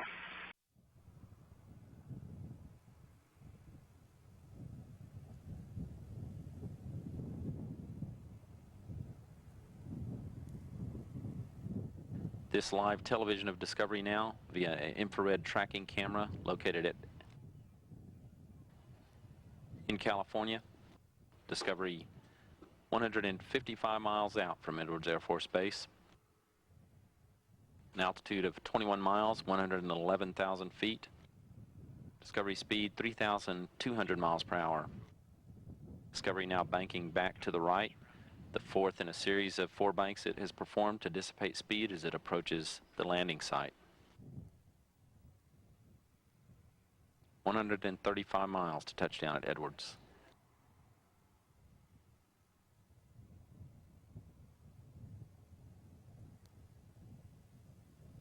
Discovery en route to the 50th landing for a space shuttle at Edwards Air Force Base.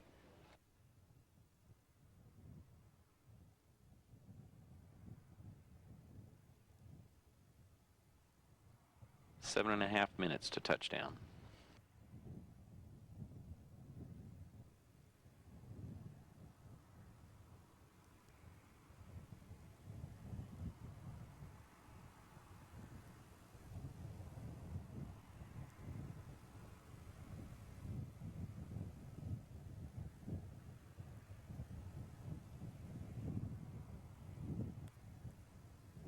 Discovery Houston, take air data. Discovery taking air data. That call that Discovery can use data gathered from air data probes deployed on either side of the nose of the spacecraft to update onboard navigation. They supply updates on altitude and airspeed based on measurements of barometric pressure and wind speed. Speed now 2,000 miles per hour. Altitude 87,000 feet. 81 miles to touchdown.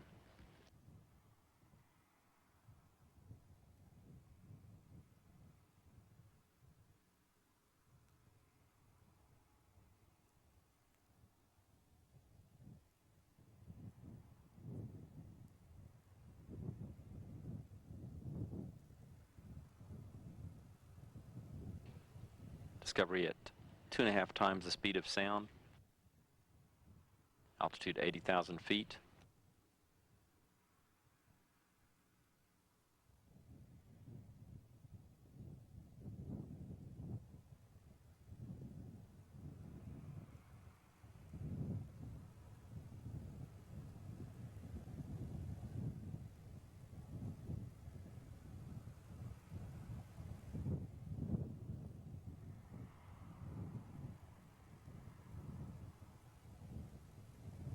Discovery Houston, we see you on energy approaching the hack. No changes to winds or weather. You will be nominal shoot deploy. Discovery copies all and a nominal shoot deploy. Discovery on course and proper speed as it approaches a final turn to align with runway 22 at Edwards Air Force Base. 46 miles to touchdown for Discovery. Altitude 65,000 feet. Discovery speed 1,000 miles per hour. 1.5 times the speed of sound, Mach 1.5. Discovery's wings leveling as it approaches the landing site. For its final approach, it will perform a right overhead 196-degree turn to align with runway 22. As Discovery goes subsonic, Commander Eileen Collins will take over manual control of Discovery's flight.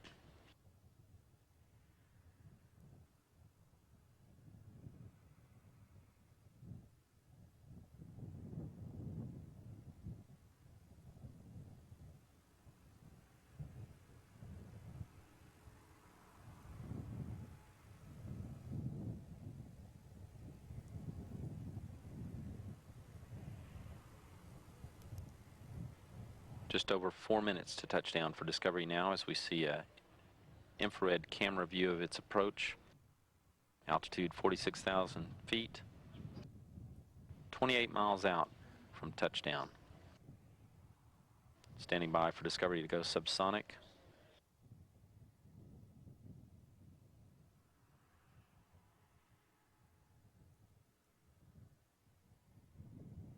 Pilot Jim Kelly flying Discovery now.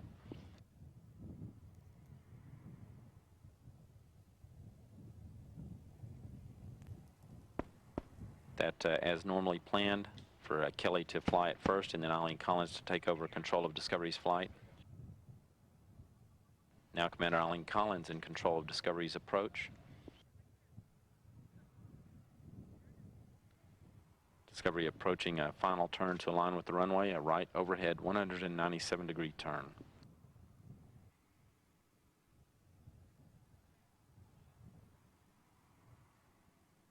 Discovery's altitude 30,000 feet.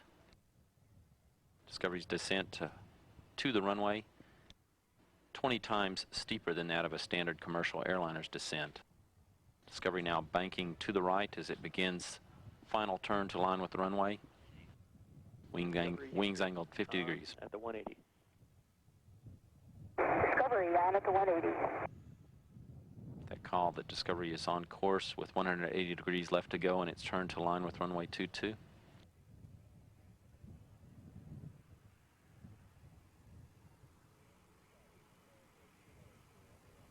Altitude 22,000 feet.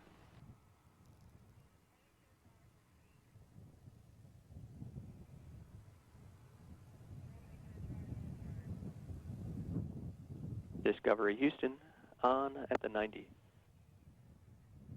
Discovery Discovery, on at the 90.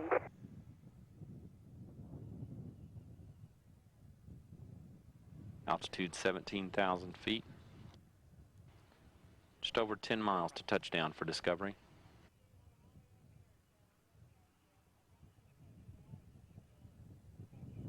Houston, Discovery has the runway in sight. Copy, runway.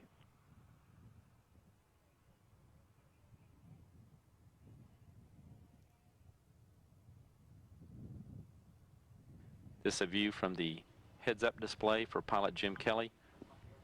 A live view out the forward windows, looking down at Edwards Air Force Base. Discovery rolling on to align with the runway.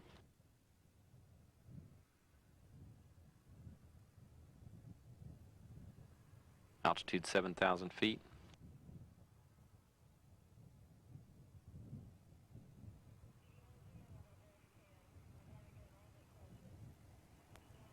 Altitude 5,000 feet.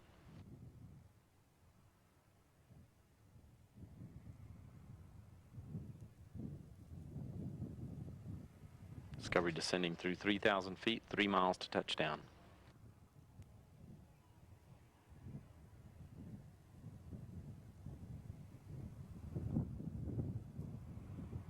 (1,000 feet).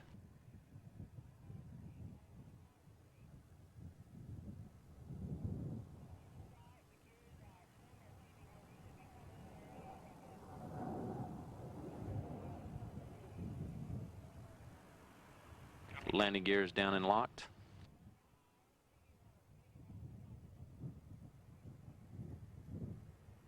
Main gear touchdown.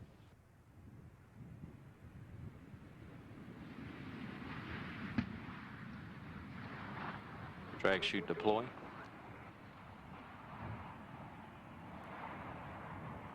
Nose gear touchdown. And Discovery is home.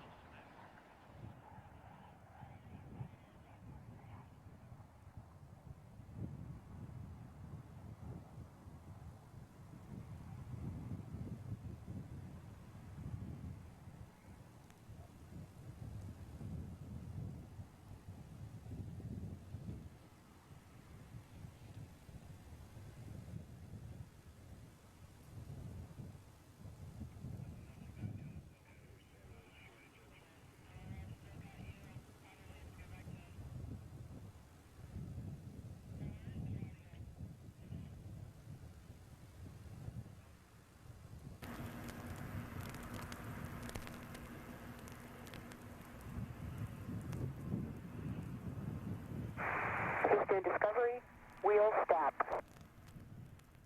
Roger, wheel stop, Discovery, and congratulations on a truly spectacular test flight. Stevie Ray, Soichi, Andy, Vegas, Charlie, Wendy, and Eileen, welcome home, friends. And thank you. Those are great words to hear. We're happy to be back, and we congratulate the whole team for a job well done. We're going to page 5-3. And we'll meet you there. Well, going back to our coverage of the Space Shuttle landing now, and across the Pacific from Edwards Air Force Base and California is Chigasaki in Japan. This beach town is just south of Tokyo. It's also the hometown of astronaut Soichi Noguchi. Well, Atika Schubert is there right now with the town's reaction to their new local hero. Atika, what's the mood been like there?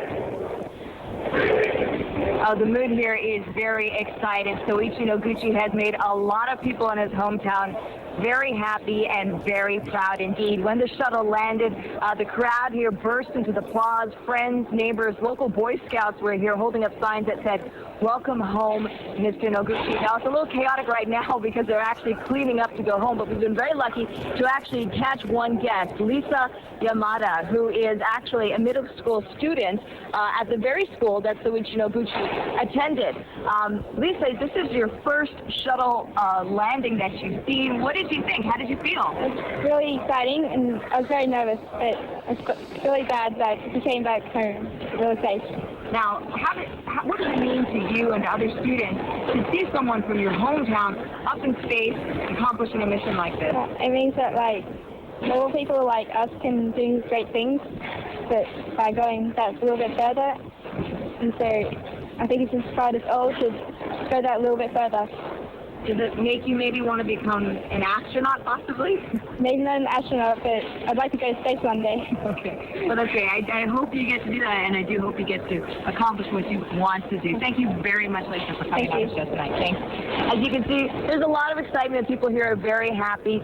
One thing we should note is that Mr. Noguchi's father was actually in the crowd tonight. He was trying to avoid media attention, but in the end, when the shuttle landed safely, he was obviously very relieved, very happy. It was very clear, very proud of his son. Andrew?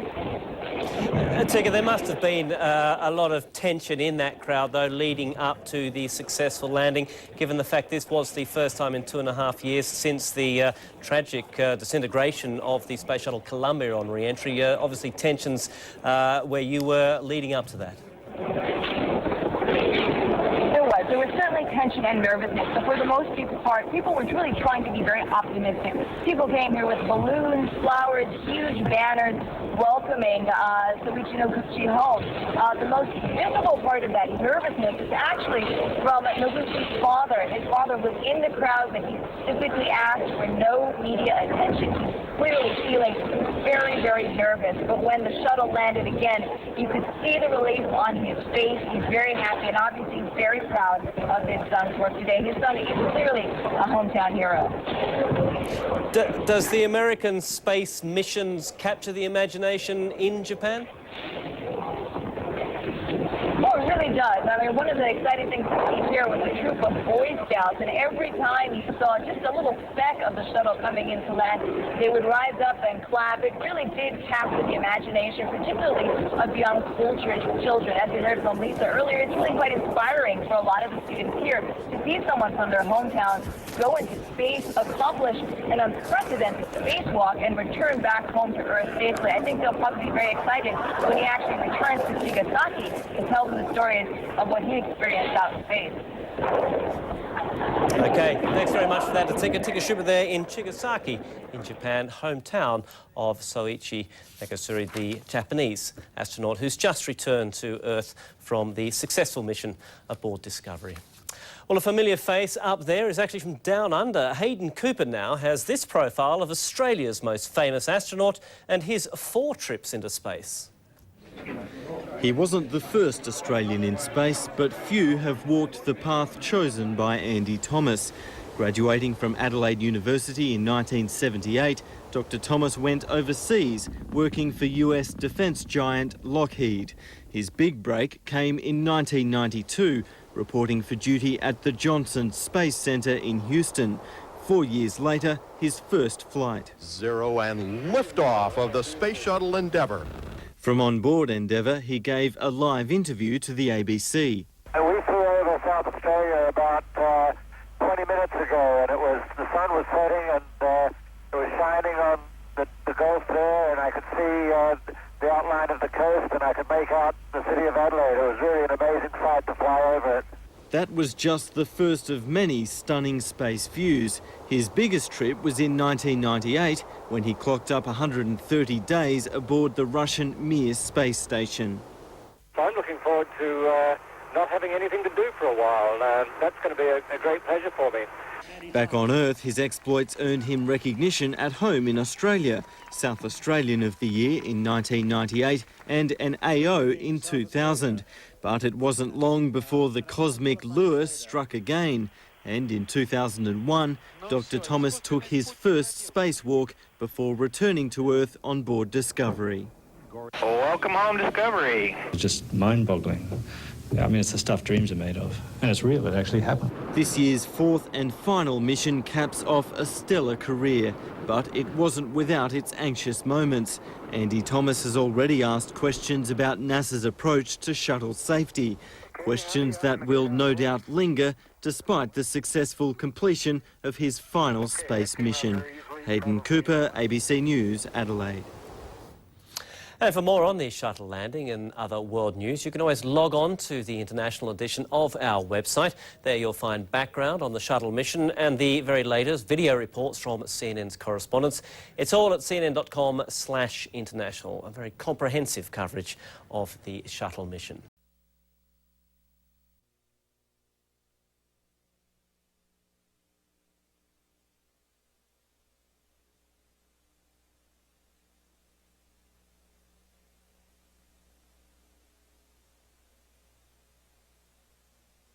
This is Mission Control Houston, Commander Eileen Collins and crew exiting the crew transport vehicle outside the Space Shuttle Discovery on the tarmac at Edwards Air Force Base in California. Andy Thomas, Steve Robinson, Charlie Camarda, Wendy Lawrence, Soichi Noguchi, Jim Kelly. Back on terra firma after a 5.8 million mile mission around the Earth.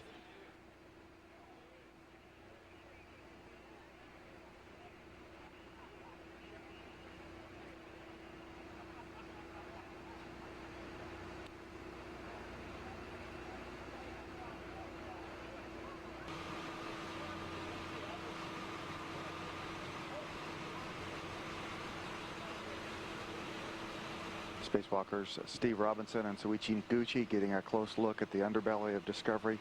Robinson, of course, on his third spacewalk of the mission, was in this position on the end of the space station's robotic arm.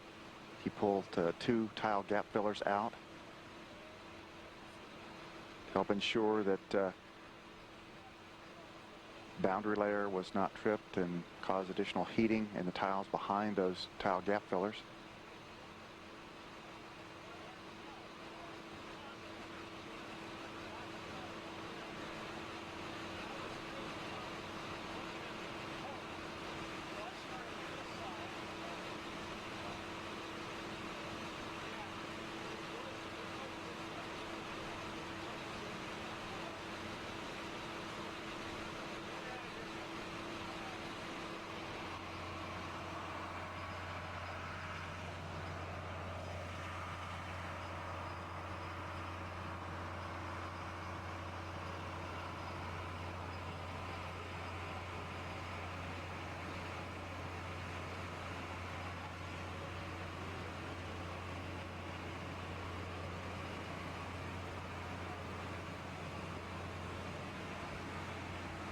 Mission Specialist Andy Thomas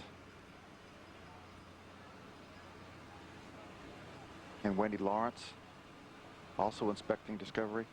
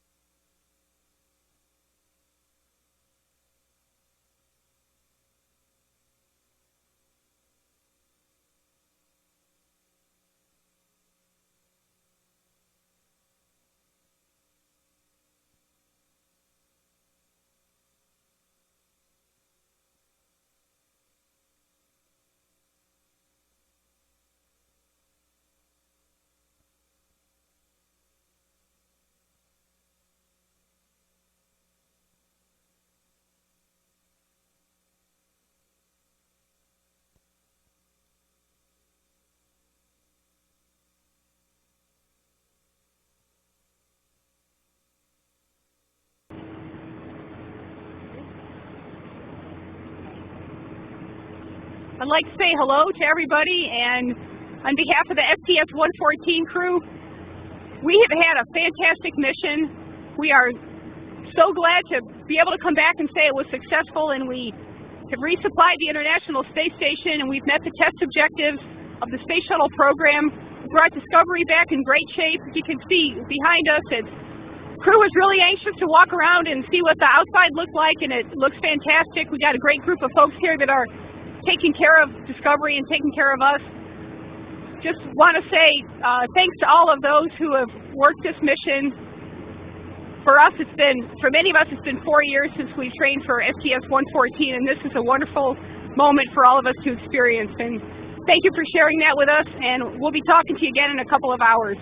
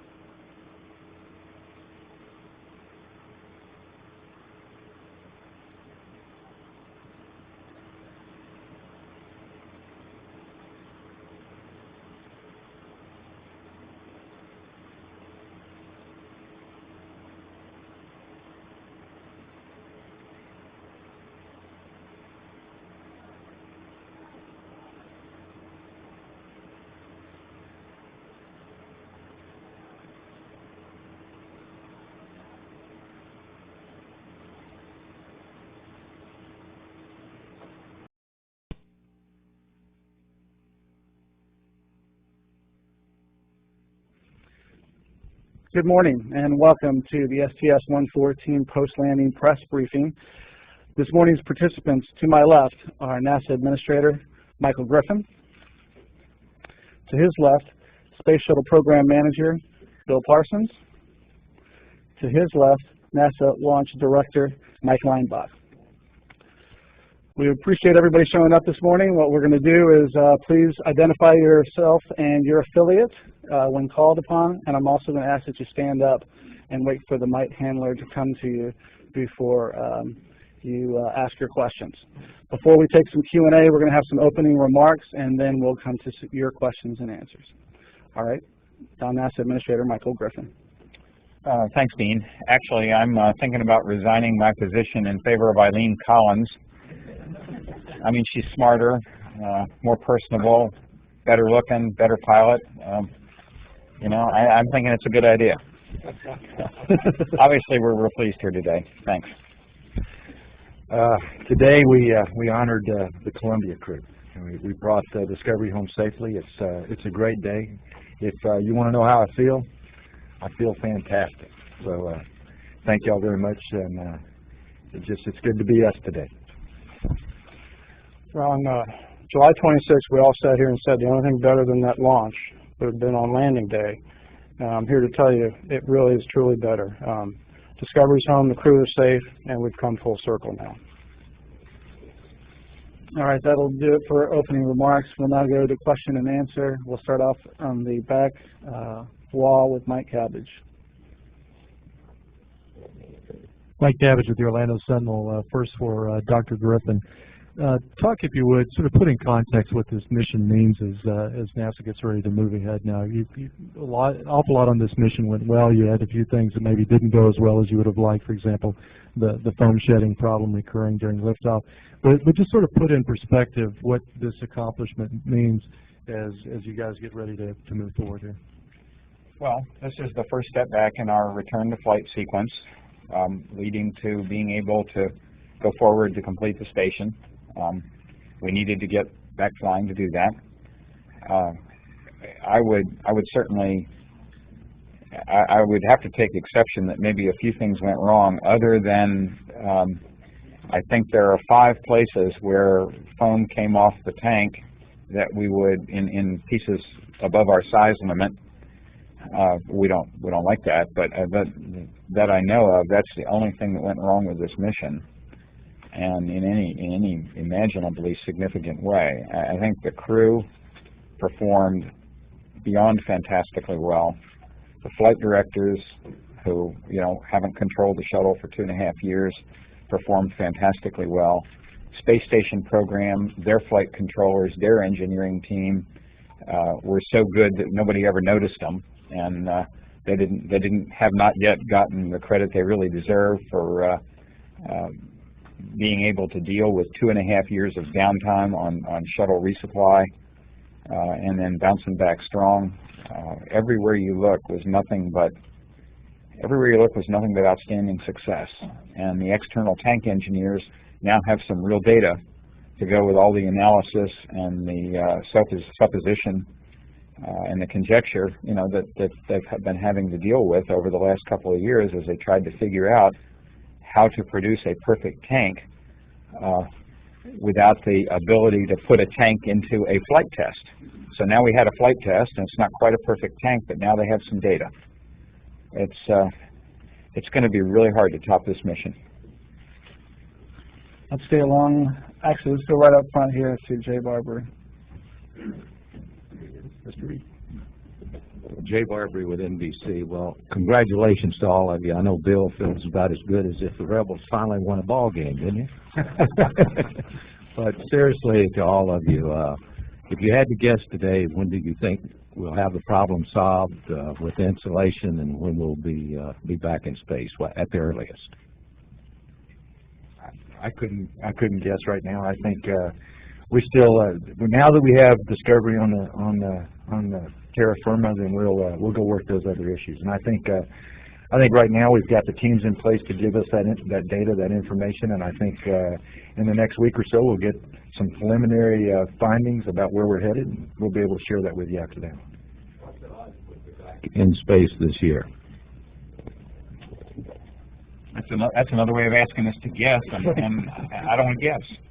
We're going to try as hard as we can to get back in space this year, because we have a big construction project we're working on, and we need the shuttle to do it. So we're going to try as hard as we can, but we're not going to go until we're ready to go. Jay, we're preserving all of our opportunities. We're preserving everything we can to go and do the best that we can, and we just have to wait and see what that turns out to be. Space Operations Associate Administrator Bill Reed joined us, just to let folks know. Glad you could join us, Reed. All right, let's continue the questioning, and let's go to the wall back to Tracy Watson.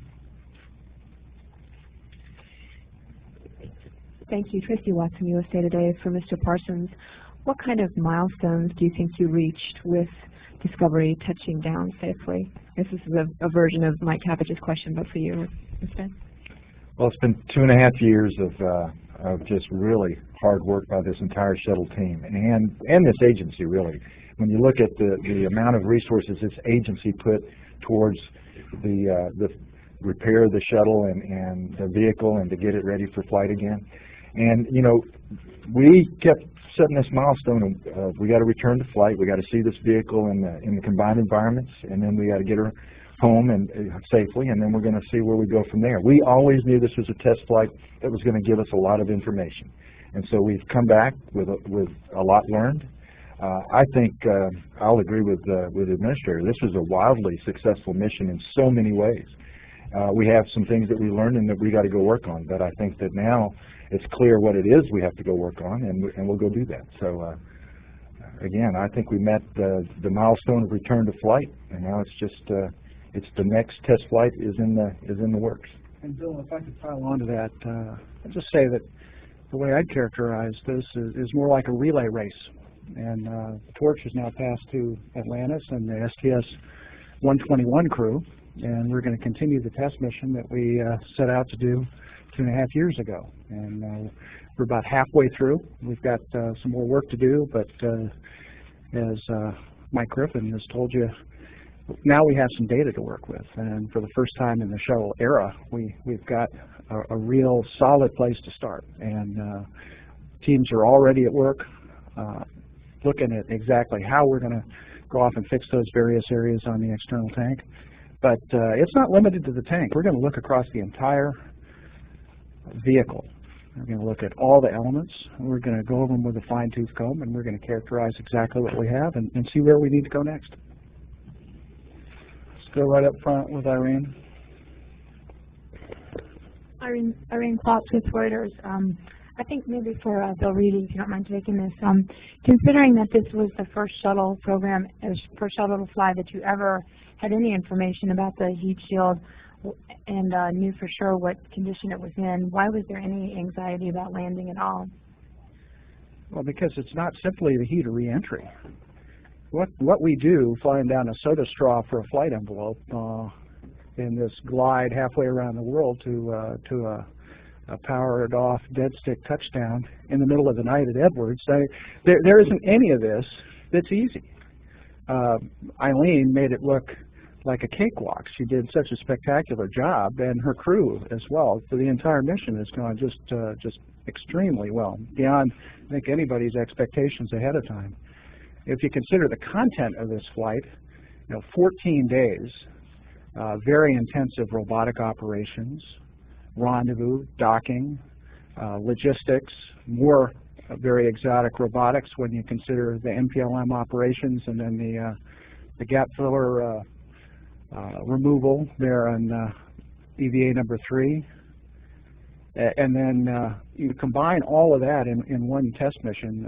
Just retrospectively, return to flight STS-114 was also Discovery, also off Pad B, but it was a 5-day TDRS deploy flight, landed at Edwards on the lake bed. This went almost 3 times that duration. This is only part 1 of return to flight. So there isn't a single part of this mission that was easy. All of it was very, very complex and I think very well executed by the flight control team and the supporting engineering staff and most certainly the flight crew. For anyone who'd like to take this, all of you have said many times that this is the first of a 2-flight test series, and I'm wondering if there's any consideration at all to going ahead and flying Atlantis with its current external tank just to test if you have some sort of generic problem, or if the problem's on Discovery's tank, or just one of a kind. I bet we could all answer this one for you, and that is until we get some information about what the external tank investigation team has to provide to us, until we get some feedback from the Tiger team we've put in place, it's very difficult for us to answer that. I think if we felt like we could go do some things to make this a safer flight, we're going to go do those. If we felt like we understood what happened and there was some way to go and fly without making modifications to the tank, well, we might go do that. But again, we've got to get the information, determine what it tells us, and then take it from there. All right. Again, I'm going to ask the folks that are sitting down, please stand up when you ask your question. Tom, let's go to Tom in the second row. Hi, Tom Costello at NBC News, and congratulations on a safe landing. Can you talk about the process now to bring Discovery back over to Kennedy, and what kind of a time frame is that? Do you have any? What are the logistics involved in such a complicated move? It's been a while since we in the press have followed the minutia of that move from one side of the country to the other. Yeah, I'll take that one. It's a 7-day turnaround of the orbiter at Dryden, and if everything goes fine, we'll ferry out on day 7. As things have been progressing here at the Kennedy Space Center on return to flight, we tend to look at things a little closer than we have in the past, so it wouldn't surprise me if we get delayed a day or 2. That wouldn't surprise me at all. We're going to do it right. We're going to ferry when ready. It's around day 7 or day 8 we'll get out of California. And this time of year it's at least a 2-day ferry back because of the weather conditions.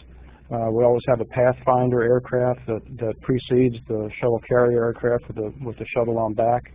They'll find the best route across the country relative to the weather and then bring Discovery home here to the Kennedy Space Center. So about 9 or 10 days Discovery should be back here. We'll do some of the turnaround processing out there in preparation for her next flight. Not very much, but we offload the cryogenics for the fuel cell system out there. A couple hypergolic operations, very minor, but we do those out there also. So there's a little get-ahead work that we do in California, but principally it's getting the orbiter ready to put on the back of the shuttle carrier aircraft and bring her home to KSC. Let's go second row right here in the white shirt, Randy. For Bill Parsons, I'm Randy Avera with Randolph Publishing.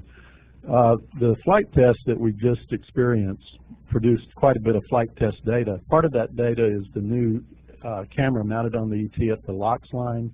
And when we saw that video, the LOX line appeared to have a vibration associated with it. Does NASA have a team looking into this, and could you give us a status of what you may know at this point? Well, I can tell you that when we asked the question of all the folks that have done all the wind tunnel testing and everything else, they said that was expected, although it's our first time to ever see it. So it looks, you know, when you see something for the first time, you're kind of saying, I didn't realize it did that. But when you go and ask all the engineers that have been working on it for forever, they say, oh, that's how it's predicted to respond, and so on and so forth. So I think right now it's probably nominal operations. We feel pretty comfortable with that. We'll go over the data and look at it and make sure that we completely understand it now that we've got that additional imagery that we have. But again, I think all things considering, this was normal. Yes. Okay, let's stay right over here. Let's see if we can get to the second row or third row back there, blue jacket.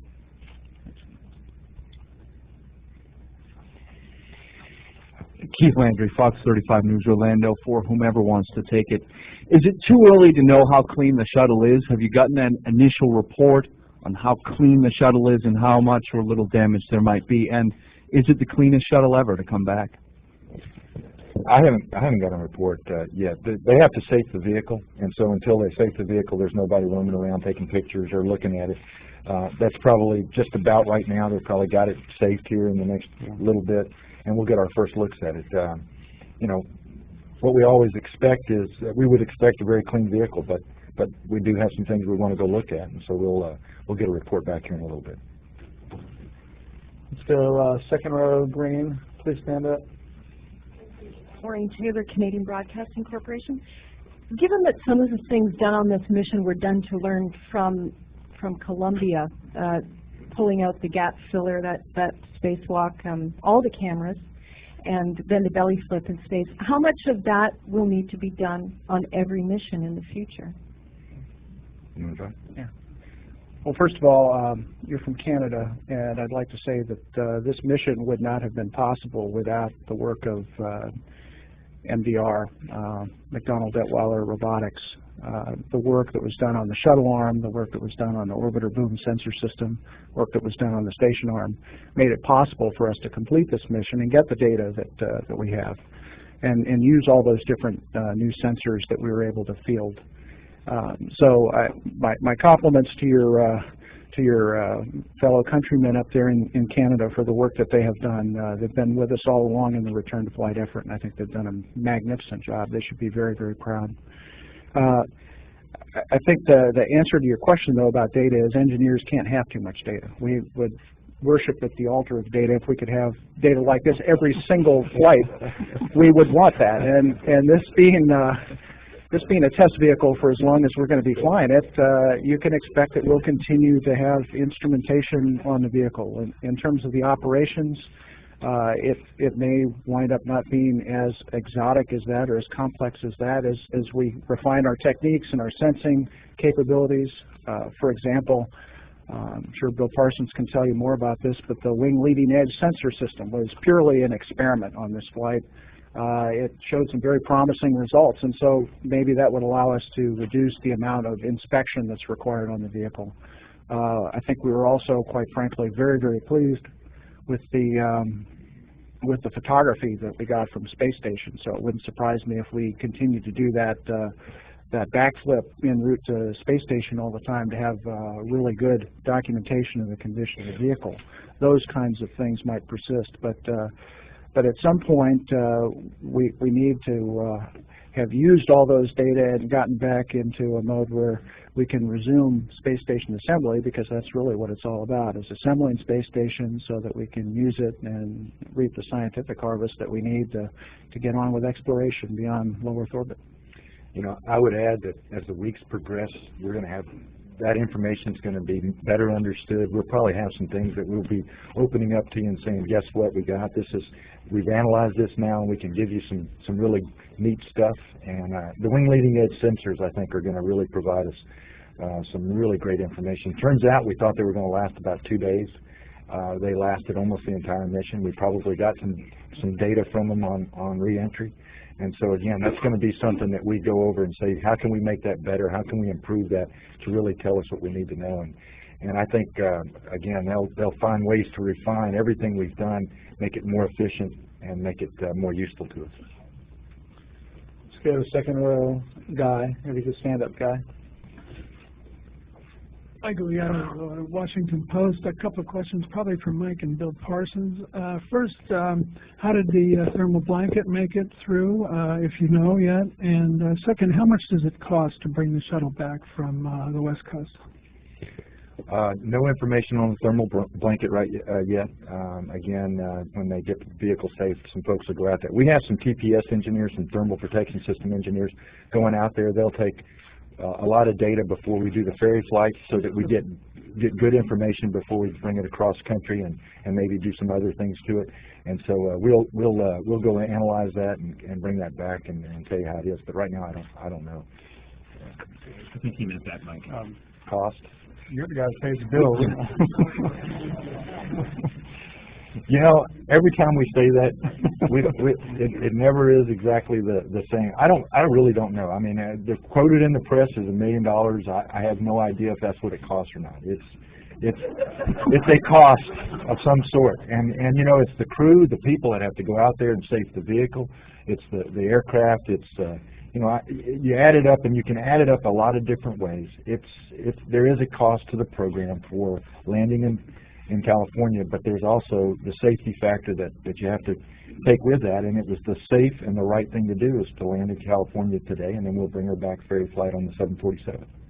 I'll just add a little bit if I can. We sent out 78 folks out to the Dryden Flight Research Center before landing, and tomorrow morning we're going to send out a charter airplane with another 170 folks, and so it's not a trivial amount, but it's what's required to turn that vehicle around and get it on the back of the SCA and bring Discovery home. All right, let's come back over here to the front row. You in the blue, please. Jonathan Rodman, ICN. A question for Mr. Griffin. Can the American people have confidence in what is, after all, a publicly funded space program, given that 5 pieces of foam came off the fuel tank, and if it had happened a few seconds earlier, it could have killed the crew?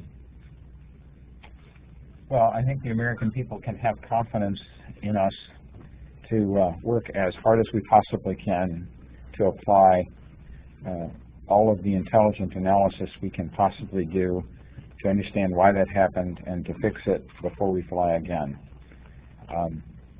This is not an enterprise where one can predict the outcome with certainty. I've discussed this on numerous occasions. I've tried very hard to put this for people in the perspective in which I see it. This was the 145th American manned spaceflight. Compare that with the development of aviation, and we're in still the very first stages of learning how to do spaceflight. It's just barely possible to do it. If anything goes wrong, it's not possible to do it. Bill Reedy spoke earlier of a flight envelope returning home like a soda straw, and that's right. And it's just barely possible, and that needs to be understood. Now, it's important to learn how. I will believe, I have believed all of my life, and I will believe for the rest of my life, that this is an important enterprise for America and the world, for humanity to engage in. But it is not easy. What you can count on, what the American people can count on from us, is our very best effort to make it a little bit easier each time. We have time for a few more questions. Let's stay in the front row right there. Stefan Polidan for Time Magazine. As I was watching the Discovery coming in, and it looked so nice and so easy, I sort of felt some sadness thinking of Columbia coming back. It could have been the same, and it wasn't. I was wondering if anything like this went through your minds. Certainly went through mine. I will never be able to forget where I was when we lost Challenger. I had a couple of friends on that flight. I'll never forget where I was when we lost Columbia. I wasn't with NASA at that point, but it was still very personal. I'm sure everyone else involved in the program feels the same way. And when you really understand what is involved in navigating through a successful reentry, it is to the team's credit, to the flight crew's credit, that indeed they make it look easy. But to follow up on my previous answer, it's not easy. All right, a few more questions back over there, front row. White shirt. Dan Billow for Fresh TV for Dr. Griffin. Would you kind of put in perspective the step forward in space exploration, if you feel one was made by the fact that you have the first spaceship ever to come home with an inspected and repaired heat shield? How is that important to human spaceflight?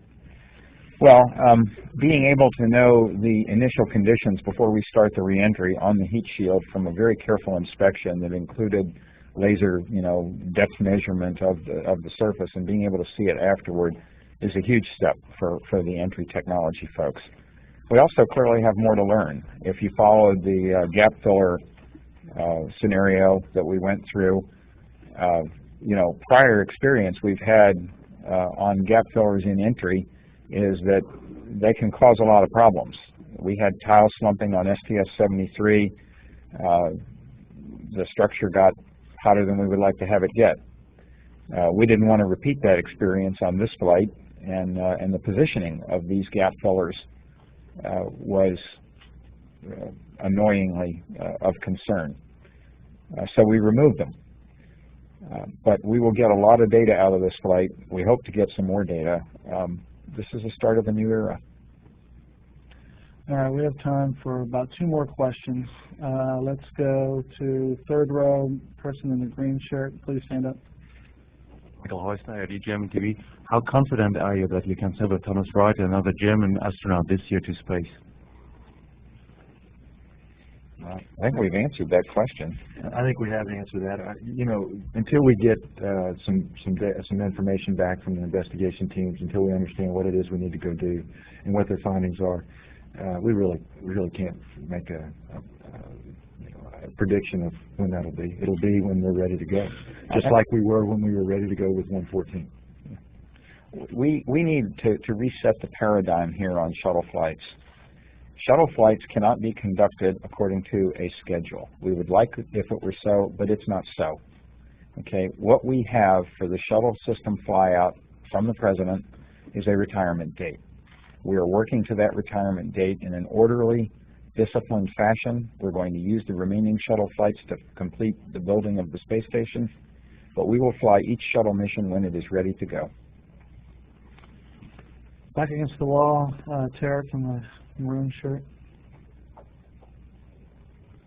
Thank you. Tarek Malik with Space.com and Space News. Given that you do have an indeterminate time before the next launch and that you might be facing a delay, and that you received much more data than from this flight, is that a bonus source to your engineering teams then to kind of have some time to go over all the information that you have received from Discovery and the additional from the gap fillers and whatnot to really understand what's going to happen with the artist? Well, first of all, I think to echo what the administrator said, this is a research and development vehicle. It's not an airliner, and it's not a frontline fighter, and you don't put it on the flight schedule and just go fly it. In test flying, you clear each mission based on the results of the previous one, and you clear them one at a time to go fly. That's what the entire commit to flight process is all about. That's why we have flight readiness reviews That's why we conduct our reviews at launch -2, launch -1, and that's why we review the data of the mission management team each and every day during the flight. I think that what the engineers have shown us this time is they were able to process several missions worth of data, not in an interval of weeks or maybe even months, but they were able to do that real time. They were able to do that overnight. They were able to provide the mission management team with information, the texture and richness of which we have never seen before. And so I think that they'll be able to grind through the data that we've amassed on this flight. I think they'll be able to do that with rapidity. I know that they'll inspect every last little wart that they find in it and see what's out there. As far as how long it takes to clear the next flight, we've been milestone driven on return to flight since the very beginning. When we have the data, when we review the data, when we're confident that we're ready to clear STS-114, whether that's in September or November or March, so be it. All right, right here. Associated Press. I was just wondering if you could give us an update on the film investigation. Is it still pointing to the crack that was found and issued? I think Bill Gerstenmaier, who has been placed in charge of that overall effort, had said he would get an update today from the film investigation. I don't think he has that yet. It's still early, and I know that we don't, and so I'm just going to have to defer that. Just don't know. Yeah. Again, we'll be very transparent with that. So as that information comes up, we'll set up any sort of telecon or those types of information to be sure that we put it in context. All right. I think we're going to go ahead and wrap up and stop there. Sure. Before we quit, just one quick little thing. We're going to launch Mars Reconnaissance Orbiter tomorrow. Our science program is the crown jewel, a crown jewel of NASA. It's not only about the manned spaceflight program, although that's what today is about, but I hope a lot of you will be here tomorrow to attend the press conference following a successful Mars Reconnaissance Orbiter launch. That is my hope. Thank you. All right. Thank you very much. That'll conclude today's briefing.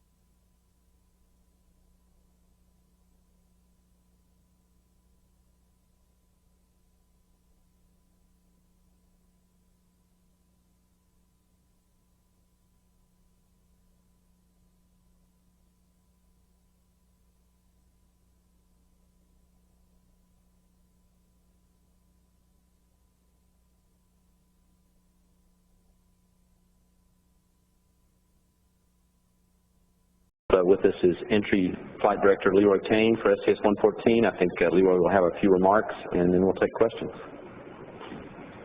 Okay, good morning. Great to be here with you again. Discovery is home, safe and sound. It's been a long day. It's been a long couple of weeks. A great mission, just an outstanding mission in every way. And it's been a long few years. But we're really pleased, couldn't be more pleased with how things went with the deorbit and landing. When I left the control center, the crew was just finishing doing their walk around, and I think at least Eileen may have had a few comments for y'all. And they look to be in great shape and great spirits. So the flight control team is taking the rest of the day off. and probably getting some much-deserved rest over the next several days. With that, I'm happy to take any questions that you have about deorbit and landing today. Okay. Start with questions here. Please state your name and affiliation prior to your question. Deborah Fowler, Time Magazine. Mr. Kane, what was your moment of greatest anxiety, and at what point during the reentry were you confident that there was not a breach? Well, I was pretty anxious all day, pretty much from the time we got here today and until the time we got the crew out of the vehicle. The more anxious part of all of that was the time between the go for the deorbit burn and the time that we had wheel stop. So that entire, more or less, better part of an hour was a pretty anxious time. Okay. Okay, Gina. Gina Sunseri, ABC News. What did you say to your team in Mission Control after Discovery landed this morning?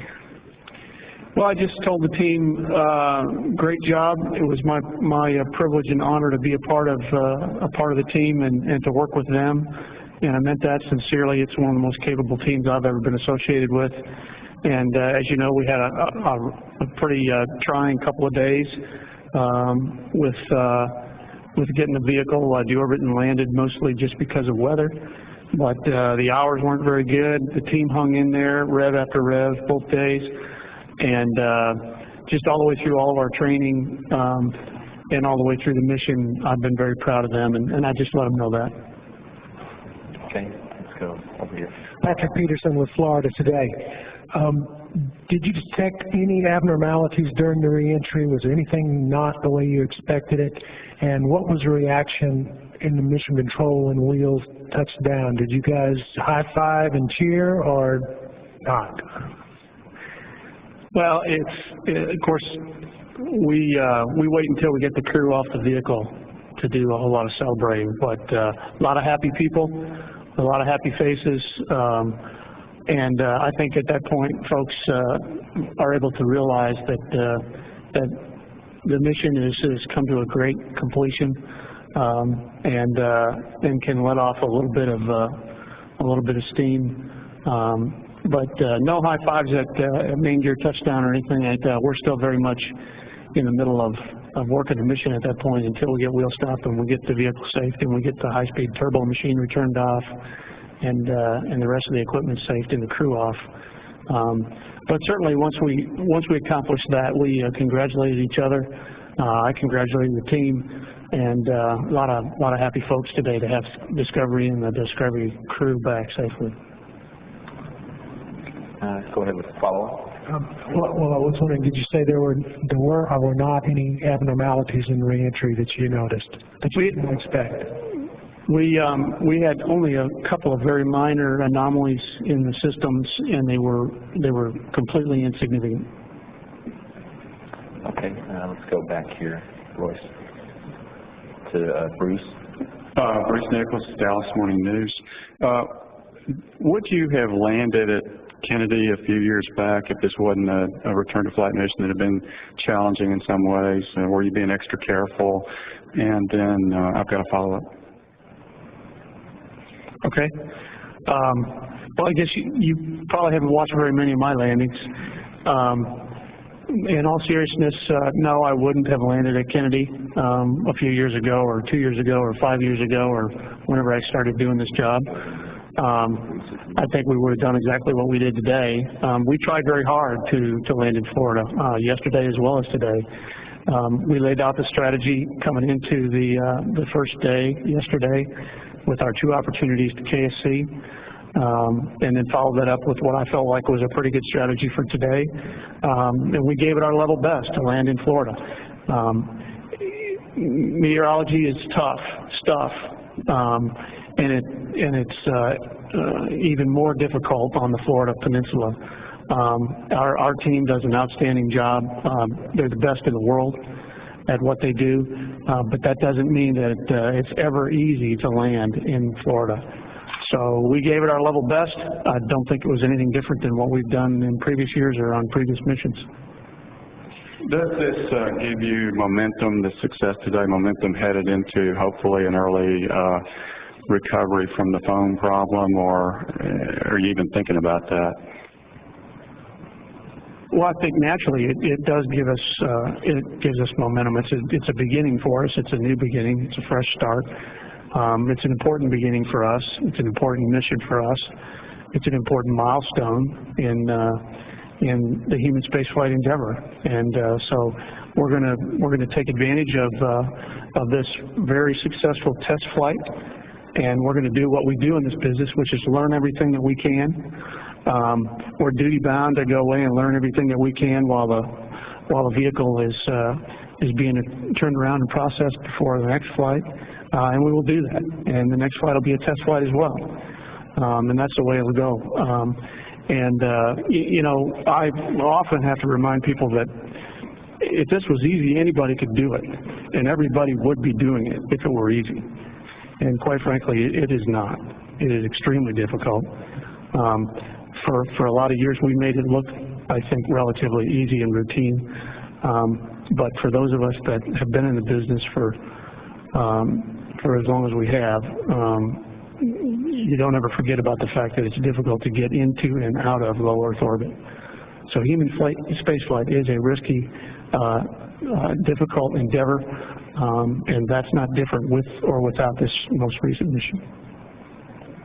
Okay, let's go to Eric Berger with the Houston Chronicle had a couple of questions.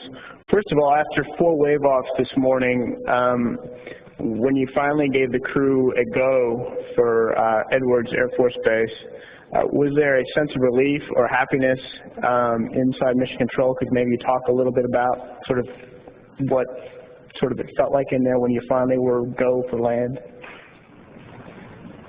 Well, we did wave off 2 successive opportunities to KSC this morning.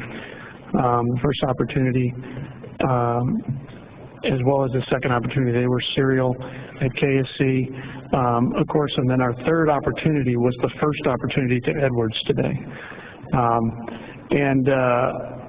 The team was very focused at any moment in time. They were ready to proceed if the weather gave us an opportunity to get to the point where we could deorbit today to either one of the first opportunities to KSC. We just didn't get to that point.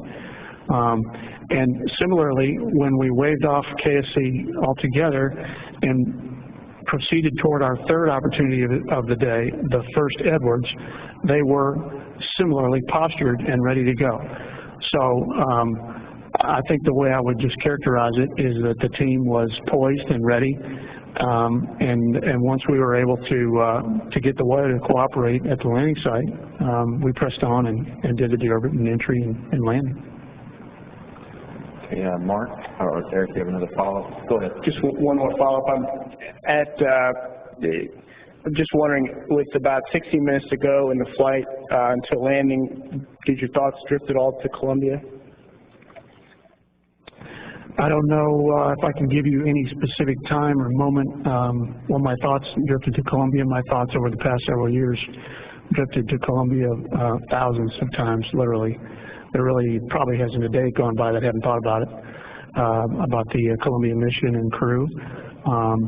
And so today was no different in that regard. Mark Carreau, also from the Houston Chronicle. I had 2 questions.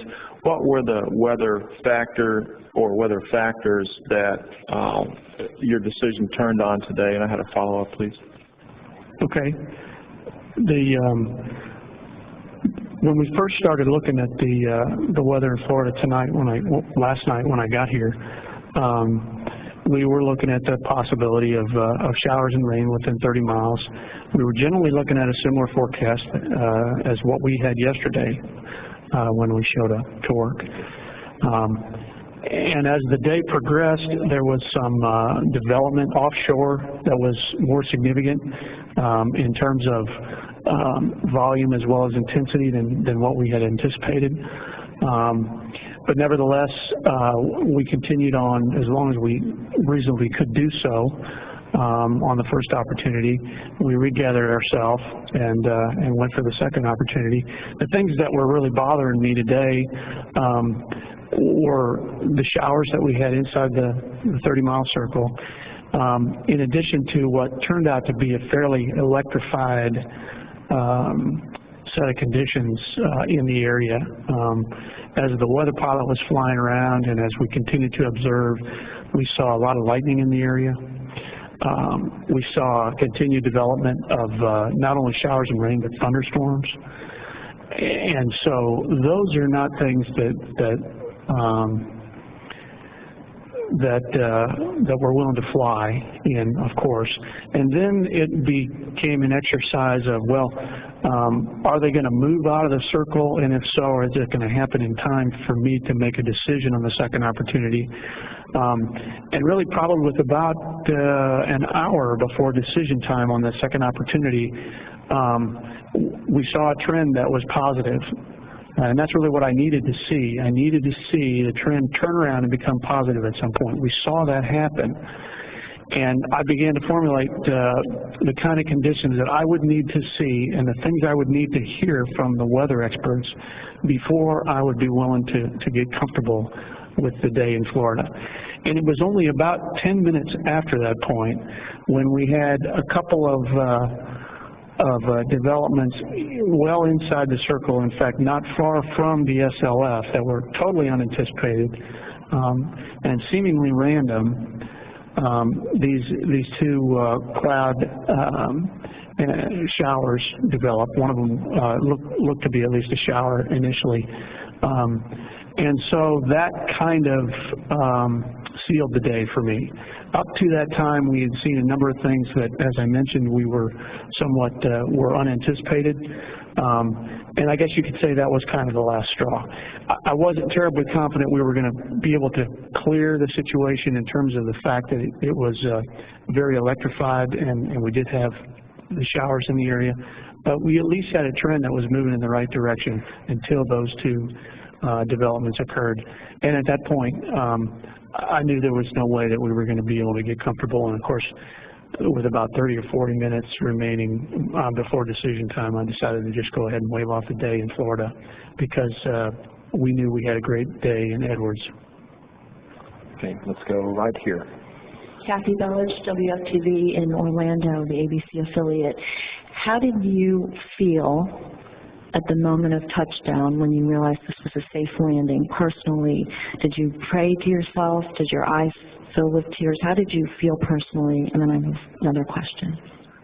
I felt outstanding. I felt great. I think the whole team felt great. I don't know that I really relaxed. I'm not sure I've relaxed yet. I probably relaxed a little bit since I left the control center. But it really was an incredible feeling, almost a little bit unreal that we had just accomplished what we did. And I think it was a time to reflect once we got the crew out and were able to congratulate the team. I think we've all had at least a couple of seconds or minutes to reflect on what we've been a part of. I'm very humbled by just having the opportunity to be a part of this team, and so I'm sure I'll reflect on that more as time goes by. But in short, I've really felt it's an incredibly happy and gratified feeling. Do you have a follow-up? Yes. This is a question out of concern. The chunk of foam that fell during the launch, you're responsible for a safe landing. So what kind of assurances do you want before you are responsible for the next safe landing that something like that won't happen again, given the recommendations that didn't completely get taken care of before this flight? What kind of assurance would you personally want to have? I think my assurances will be very similar to other members of our larger team, and that will be that we're gonna go tackle this problem. There's already a team of folks that are working on it vigorously, day and night, as I understand it. I'm sure more of us will join those teams as we become less busy with the 114 mission and we have time available to do so. But we're going to tackle this problem. It's a huge a team that's already engaged in doing so, and I think we'll do it just the way that we have tackled some of our problems before. We're not going to be satisfied until we prove to ourselves that we understand what's happening with the vehicle with regard to the foam. And we're not going to be satisfied until we prove to ourselves that we have rectified the situation and we're safe to go fly again. It'll be very similar to the process that we went through in many areas as we led up to return to flight. So we're going to put the rigor into the test and the analysis that's necessary, and we're going to go where the data leads us.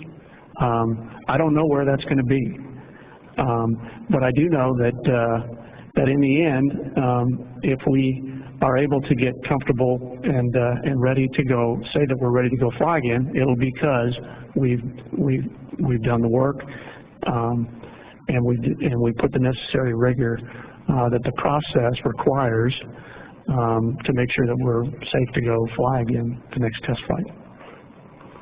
Okay, I think at this point we have some media at the Kennedy Space Center with questions, so we'll go there for a few questions. This is Stephen Young with SpaceflightNow.com. Sorry if I missed this earlier, but were you actually no-go for the KSC landing opportunities at the actual landing times?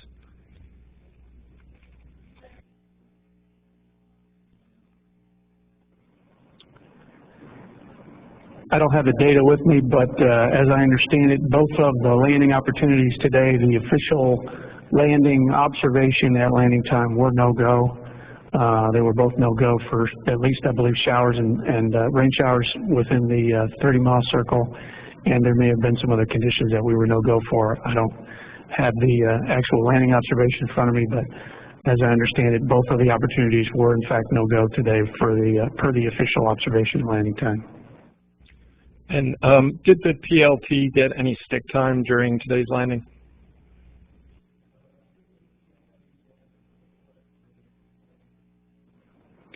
Yeah, he did. As a matter of fact, Vegas took over manual flight control just after we went subsonic. We had a period of about 25 or 30 seconds before we intercepted the heading alignment cone. And so per our procedures that we practiced and trained to, this was a case where Vegas would take over once we went subsonic and before we got to the hack minus 10-second point. So he got somewhere on the order of about 20 seconds of flying time approaching the hack, and I was very pleased that we had the opportunity to give him that experience today. Tracy Watson, USA Today. Mr. King, can you tell us, you said earlier that this was an important milestone for human spaceflight. I was wondering if you could just spell out for us why you think that, and then I have a follow-up. Thank you.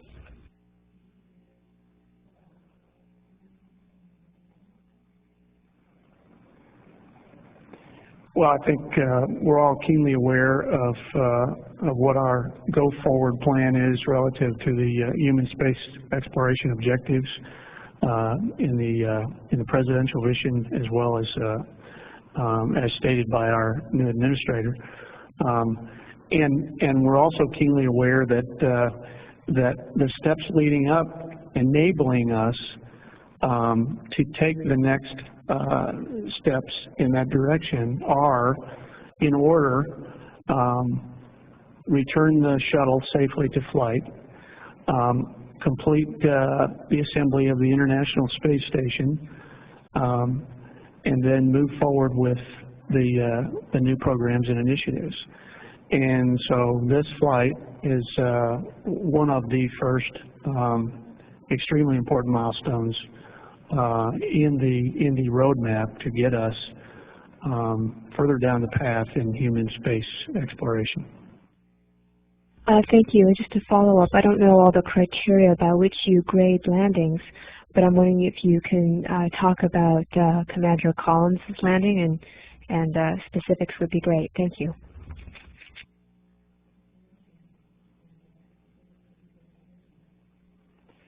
Yeah, it was a great landing. And I, of course, haven't had the opportunity to dissect the landing data. We will do that as a matter of course. Some of us get great enjoyment out of doing that. It's part of what we do. It's part of the learning process. But in all seriousness, it was a great landing. And I'm sure Eileen will be very happy with it. I'm sure she is very happy with it. And I don't have any of the specific landing details in terms of the parameters, if that's what you're asking, Tracy. I don't have that today. This is Leo Enright from Irish Television. A related question, and then if I may, a follow-up. Will we see pilot point of view video? It just flashed up on the screen for a few seconds. I don't know, did the camera fail, or is there going to be, are we going to see that at a later stage?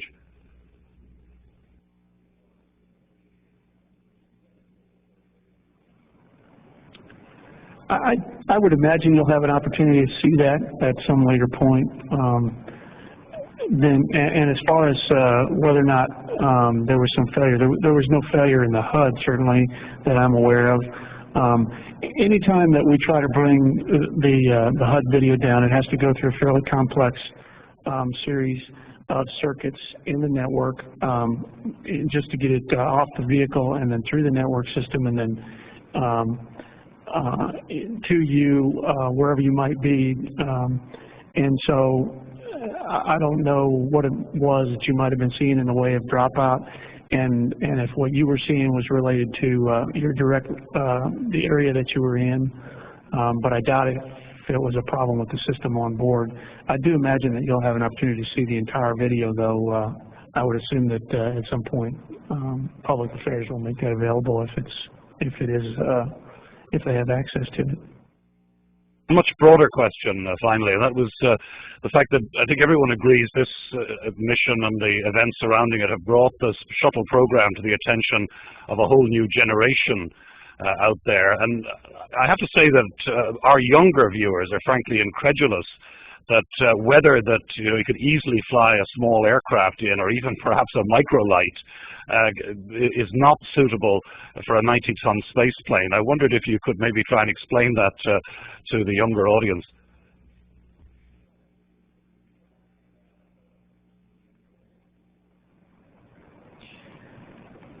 Yeah, it's the space shuttle and the orbiter by itself are just amazing vehicles, amazing human engineering feats.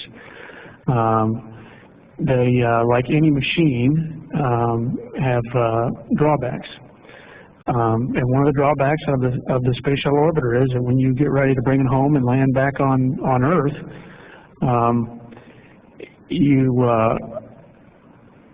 you can't really tolerate low clouds, for example, because we only have one shot at the landing. It's a huge glider. I don't have go-round capability. And so when we do it, it has to be perfect the very first time because we only have that one opportunity. So from a very pedestrian standpoint, I would tell you that fundamentally it's because we only have one shot, and that one shot we have to take the greatest advantage of all of the capabilities around us, including clear skies and no low clouds, and not flying through rain and things of that nature. So those are things that go along with this, the design of this amazing vehicle.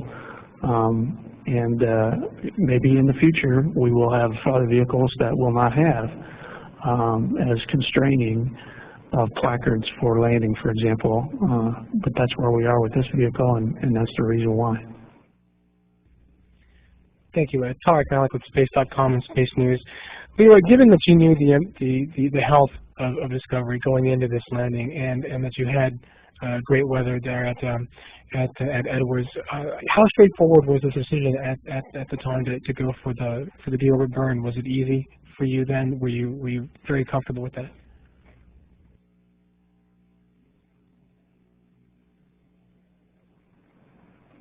I was. You know, once we got to the point of waving off the second opportunity to KSC and moved in the direction of landing at Edwards out in California, I knew already going into the day that we had a pretty good weather forecast out in California. And while we were in the midst of the first two KSC opportunities, we went and talked about the Edwards weather as well, just so that I would be prepared and know what to expect out there. So now I knew going into it that we had what was shaped up to be a really nice day. When we first turned our attention toward Edwards and we started to head down that path in earnest, the winds were just a little bit higher in magnitude than what I expected them to be, but still very, very much within limits and a pretty benign situation.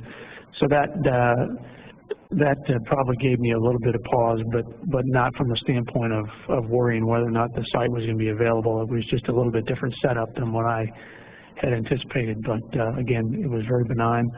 So once we got to that point, in short, it was pretty straightforward, and we had a few systems things to deal with on the way down, but they were relatively minor. Okay, I think that's all the questions from Kennedy, so we'll come back here for a couple of more questions. My watch says it's early, but something inside me says it's very late, so we'll probably wrap this up before too much longer, but go ahead. Jim Obert with NBC, and good evening, folks. It feels that way. Sorry, I wasn't there earlier, didn't know if it came up, but Leroy, can you talk about the communication during entry, your data and your voice comm, whether you had any outages that you were getting concerned about or whether it was just where you wanted it to be? Comm was great. You know, that's another thing about the Edwards opportunities is that we'll typically hand down from the first TDRS satellite that we're on, the TDRS West satellite, directly to the Dryden S-band system right there at the ground site. So we don't have a TDRS handover like we do when we land in Florida, which we don't always have when we land in Florida, but is often the case. And so from a network standpoint, it's a little bit more straightforward out at Dryden. The comm performance was just outstanding today, pretty much seamless in terms of the hand down to Dryden. The systems there performed wonderfully, both the S-band and the UHF. All the tracking systems worked as expected, and we really didn't have any outages, no outages. Okay, Jeff, go ahead. Question.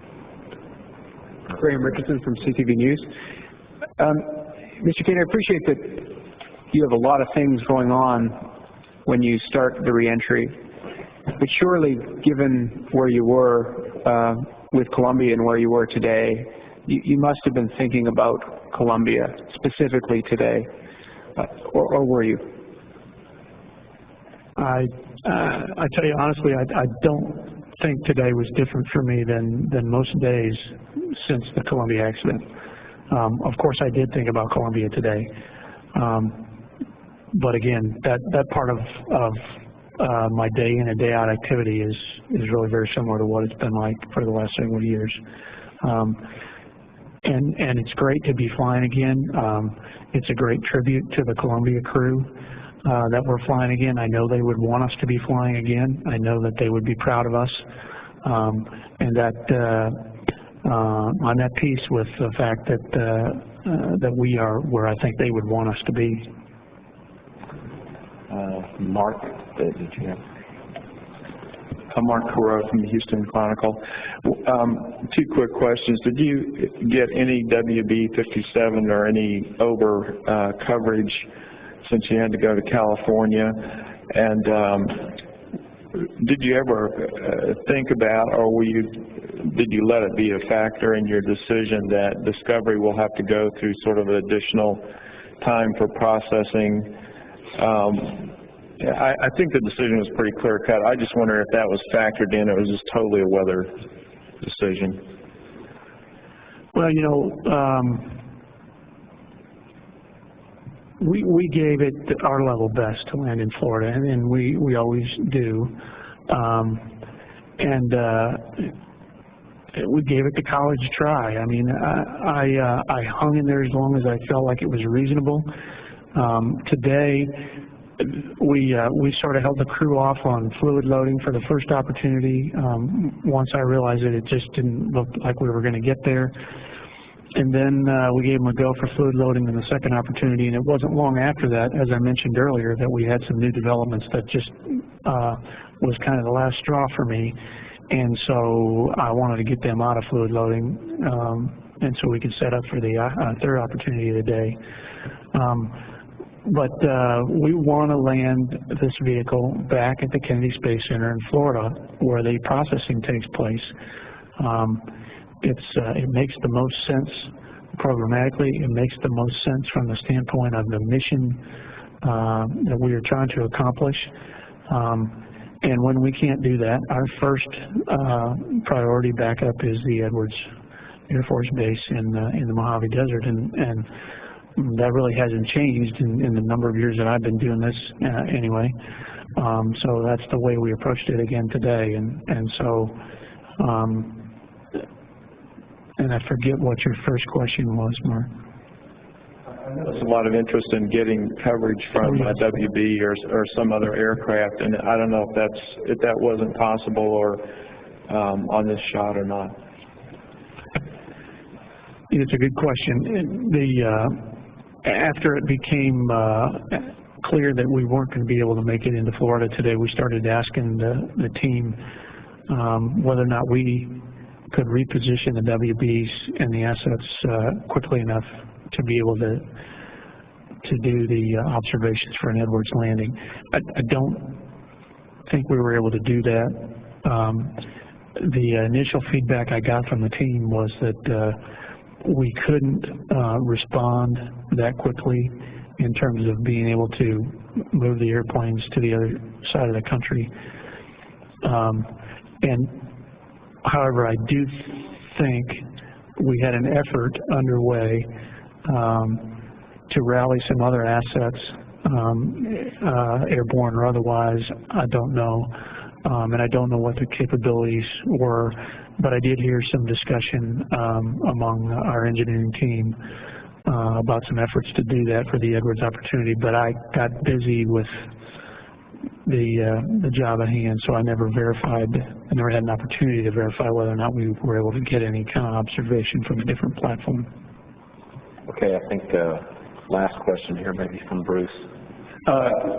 You said, Bruce Nichols, Dallas Morning News, you said there were some minor things that you were looking at system-wise when you were coming in, but they turned out to be minor. Could you just tell us a little bit about what those were? And following up a little bit on Mark, the second one would be, what would be the possibilities for assets for a landing in Edwards? You know, to substitute for the WB-57s. On the last question first, I don't know the answer to that question. I don't know what other assets on the West Coast were available or not. I just don't know the answer to that question. On the first question, the kinds of things we dealt with, we had a microwave scanning beam part of our landing system, the inertial, the instrument landing system, I should say, a ground station at the Edwards 22 runway. The azimuth part of that system failed over to the backup string. It's a redundant system by design. And it's a failure that had occurred a couple of days ago when we began to check out the landing site. And so it happened, and that happened today. Turned out we were able to get the primary system back working again. We stayed on the backup system, but we regained our redundancy well before landing time. So that problem kind of went away for us. We had one of the xenon lights were failed on the 04 runway approach. We had, I think APU-3's, one of its exit gas temperature measurements was erratic, an instrumentation kind of failure. We had a port failure on one of the display units in the cockpit, a redundant port failure, so it was transparent to the crew. That level of things, and that's basically the handful of things that we dealt with. We never really got to the point where we lost anything more than redundancy and nothing of significance. Okay, with that, we'll wrap up the press conference. Thank you very much.